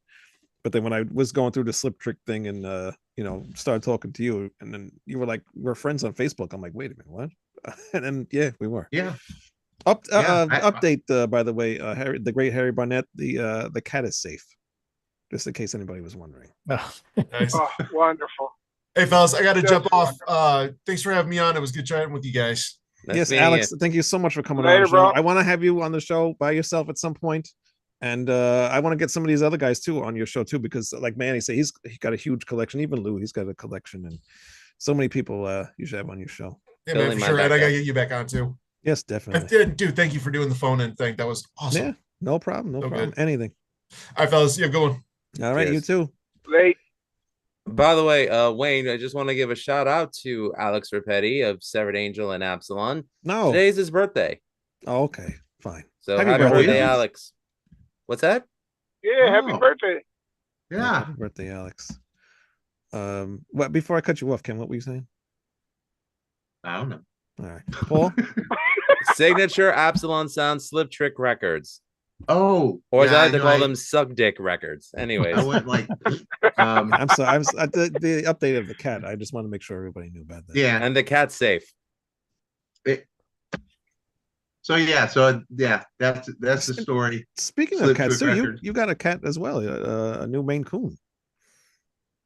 Oh, brother, we got I know you probably got like 100 cats over there, but we're The new one. Did you want to talk about cat people? We have a lot of cats. Yeah, we got two Maine Coons. Yeah. It's kind of scary walking to our house. and it's not just because you're there. It's That's all I'm gonna say about that. Y'all start thinking, man, this guy's weird. It can't be worse than having 16 dogs at the house. So Don't tell Why, me you got 16 Oh. dogs? yeah, my No. my son-in-law, he breeds dogs, and right now we have 16 dogs plus a litter of 10 puppies at the house. Isn't that illegal? I only have one dog. Yeah, it's legal. Everything's on above board. You're in Pennsylvania. Anything's legal over there. Yeah, pretty much. Well, except for Does he look weed, so- Amish to you? What kind of? He's got the. Hey, I live near the I mean, since I moved to the rural part of the state, I'm learning a whole bunch of stuff. Life is definitely different out here than when I lived in Philly. So I would think after so. 5 years, I'm finally used to it. Yeah. I've been seeing like all the videos of Philly, and it's just like, God damn, these people just the drug epidemic, I guess, that's going That on was there. that was Just my insane. neighborhood. That's where I Really? grew up, Wow. and it was not like that when I grew up there. It was not nothing. Yeah, it was always a rough neighborhood. It's always tough, but everybody minded their business, and they if you did stuff, you did it on the DL, and you did it behind closed doors. You didn't, and another thing was dads were involved. Like my dad and all the dads on the block, if anything happened, they dealt with it.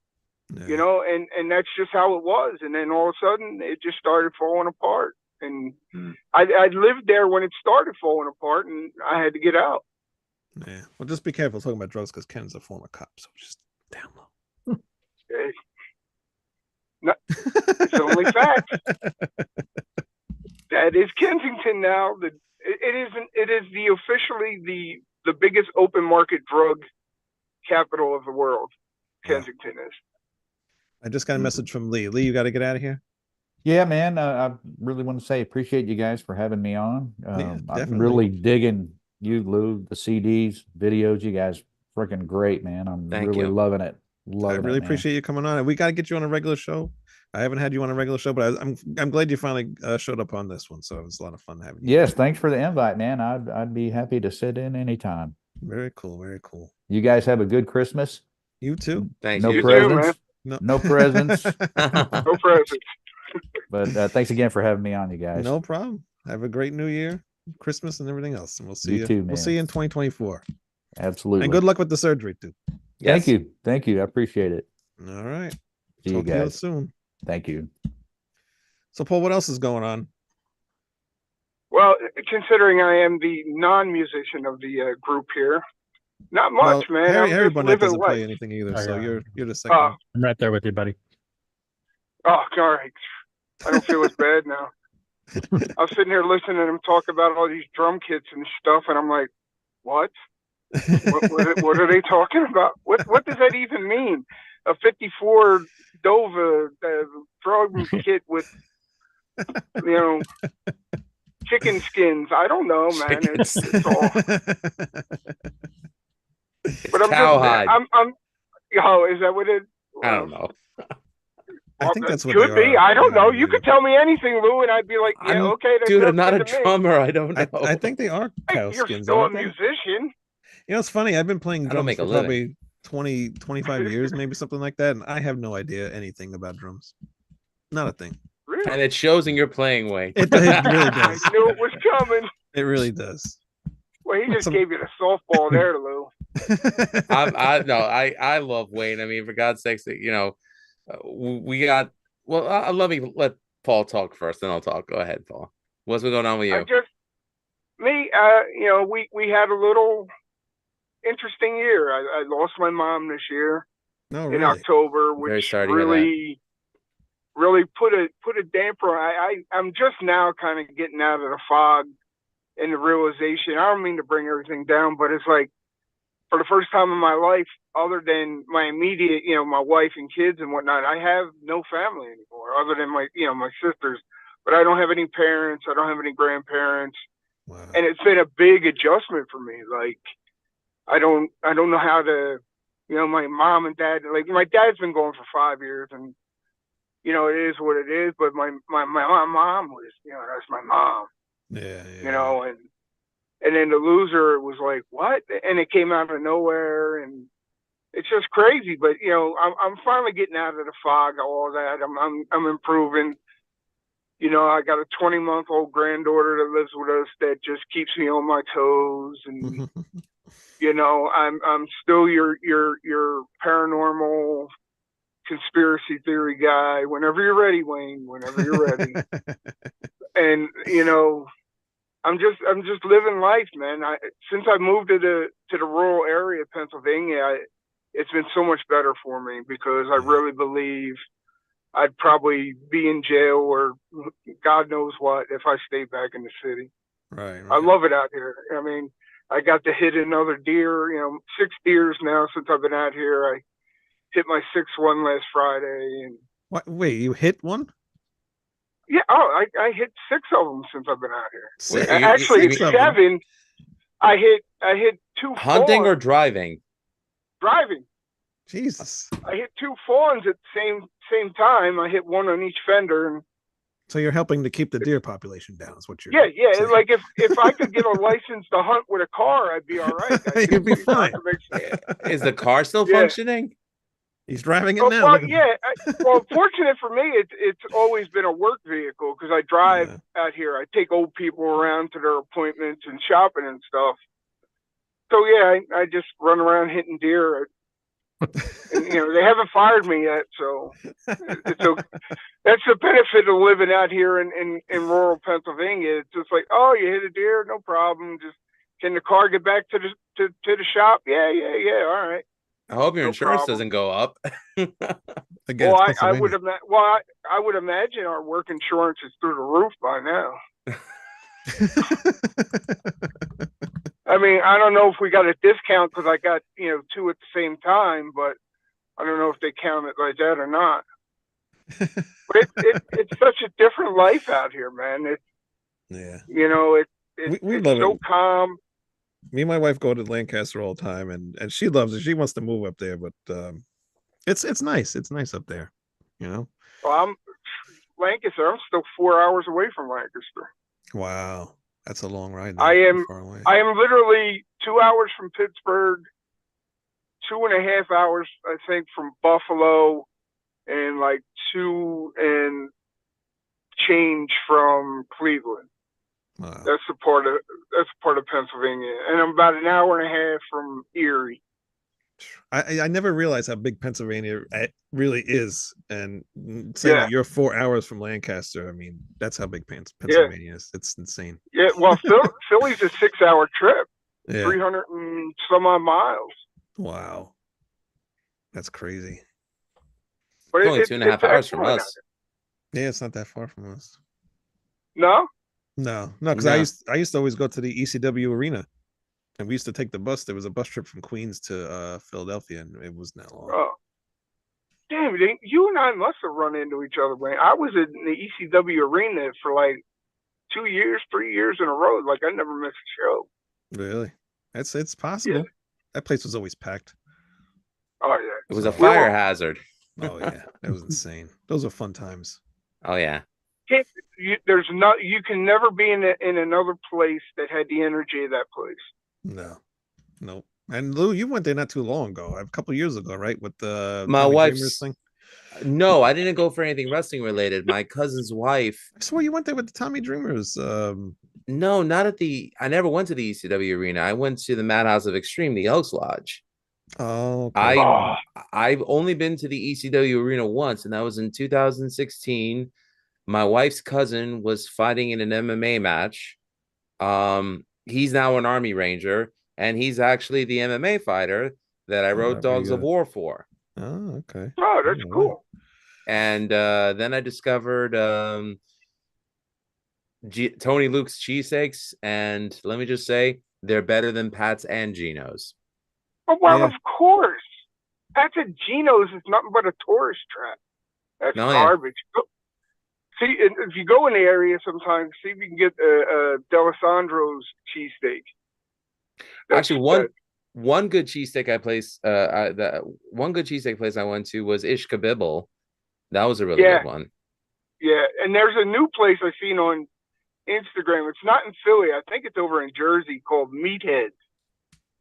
And they're supposed to be like out of this world. It's not a Philly cheesesteak. It's in Jersey.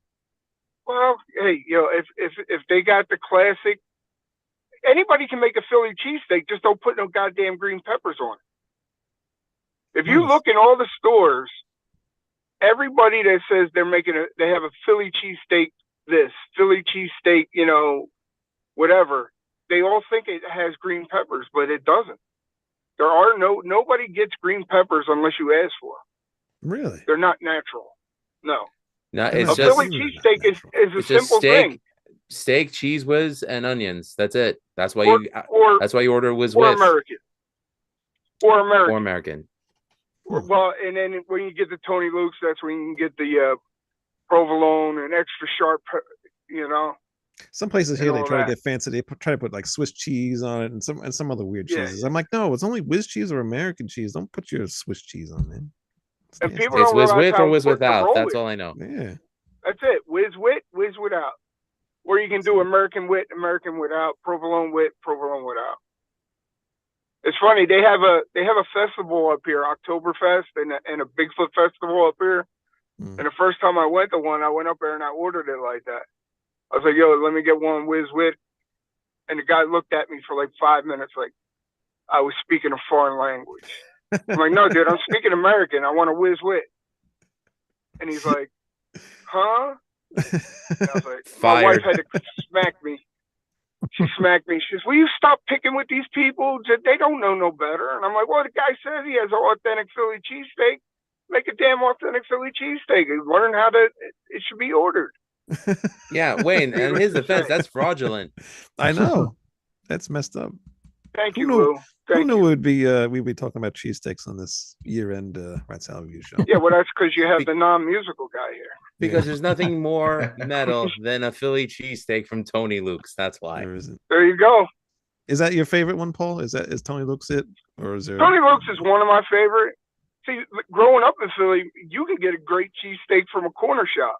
Right. You can get one from a poppy store that's really good. So, people don't realize it, and it also what makes a great cheesesteak is the roll. You Yes. can't have a crappy roll. That's right. Yeah. Out here, one time they had Amoroso rolls out here, and they had them up at the Quick Fill. They have a little deli up there, and the people up here would rather eat what is more like a loaf of bread for their hoagies than on a nice Amoroso roll. They bitched about it until they changed the rolls back to the loaf of bread. Weird. Yeah, well, that's northwestern Pennsylvania. Everything's weird out here. The first time I ordered cheese fries from around the corner, I said, "Yeah, I want extra cheese with cheese on the side." They sent me my stuff. I got the fries in the dish, and they sent me a cup full of mozzarella cheese. I said, "What the hell is this?" I called them up, and they're like, "Well, you said you wanted the cheese on the side." I said, "You guys don't have Cheese Whiz?" And they're like, "Oh no, we don't have that." So, Goddamn yuppies! Yuppies in there, mozzarella. Hey, Paul. I just want to say condolences to the loss of your mom. Yes. Shortly before I joined Severed Angel, I lost my mom too. I'm sure you saw that when I posted it after the funeral was over on Facebook, and it was during that period that Wayne asked me to join it, and I kept saying, "Nah, man, I need to get my thoughts collected together." And once I sent him Dogs of War, that's when I realized Wayne suckered me into joining the band. But I will say this: writing and recording the album definitely helped me with the grieving process.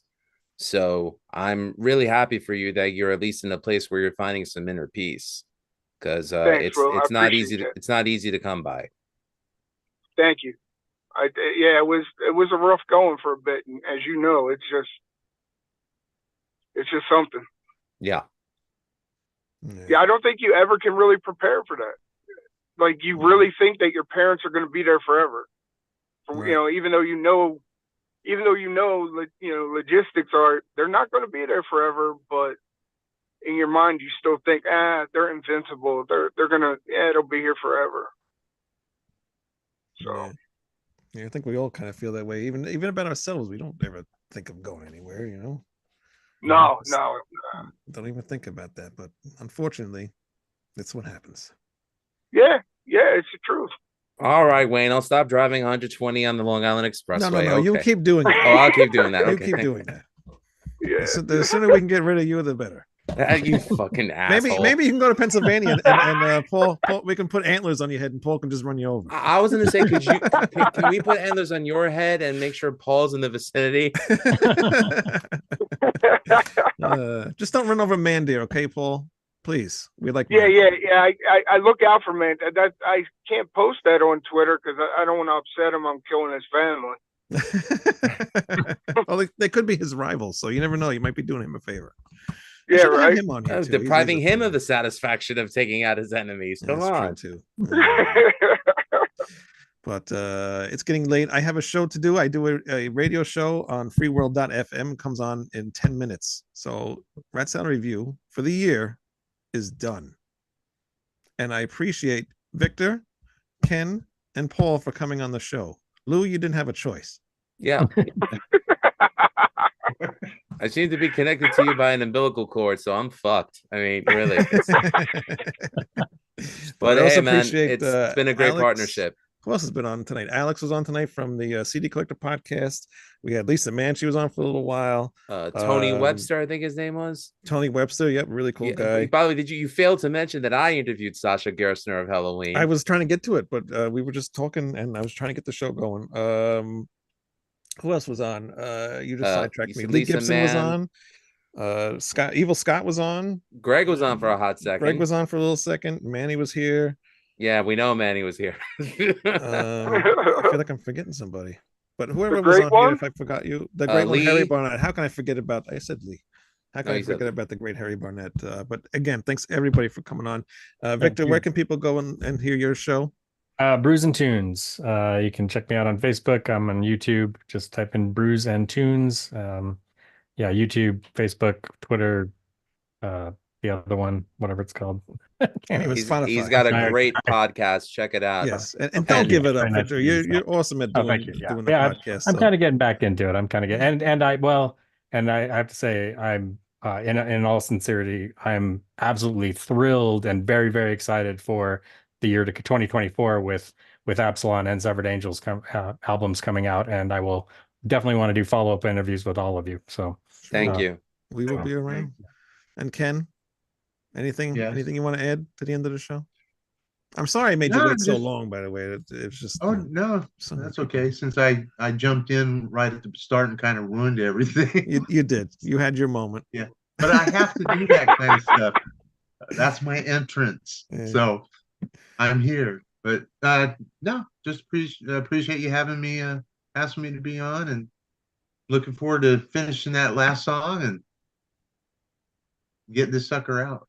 Confession, I heard some of it, and Ken, it sounds amazing. I love what I heard so far. Well, I'm looking forward to it. Yeah, that's Wayne. Wayne and Alex, man, they've really made it. So yeah, I can't wait till it's out. So it's been a lot of fun, and hopefully we get another one out too. Maybe in there's going year or to be two, another so- one. So it'll be a lot of fun. You guys will do it. And, They and have thank to. and thank you to the supporters of Rat Side Review. We almost got 2,000 subs this year, and we're officially monetized. So, So now you have to thank- sit through commercials. So Well, it was every 5 minutes, but I thought it was funny when I was watching the Kiss episode, then all of a sudden came up an ad for Cialis. Very interesting stuff. But yeah, man, Rat's Eye Review 2024. We'll be back with more stuff, and new Severed Angel album dropping in the spring, Skyward. As much as I love the first album, and Wayne, we love the first album, this one's gonna blow it the fuck away. Yeah. And then the first video, I believe, will be January, February-ish. And Mandir actually did make that video for us, and it's really, really cool. And I can't wait till it's out. So SeveredAngel.com.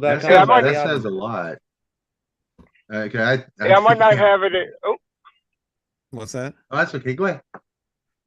I just wanted to say, hey, I might not have, everything you guys socially, shows or not, but hey, I just want to give a shout out. Everybody go support Goldilocks. Yes. Because she is one love Goldie. awesome lady. I got a chance to meet her in Titusville this year, and she is definitely everything that is advertised. She's really an awesome human being, man. So just everybody go support her. She's awesome. Yeah, she's very cool. I was sad to hear that she got she's off the Vince Russo network now, but I'm sure Bro, it's a that's blessing. don't get me started. Yeah, I knew you wouldn't be happy about that, but Vince Nah, Russo, well, killer of careers, and Owen Hart. Who said that? no, he had nothing to do with that, you jerk. Ken, what were you saying? You don't remember? Oh, and I was just giving Severed Angel a shameless plug. Okay. Go ahead. Go ahead.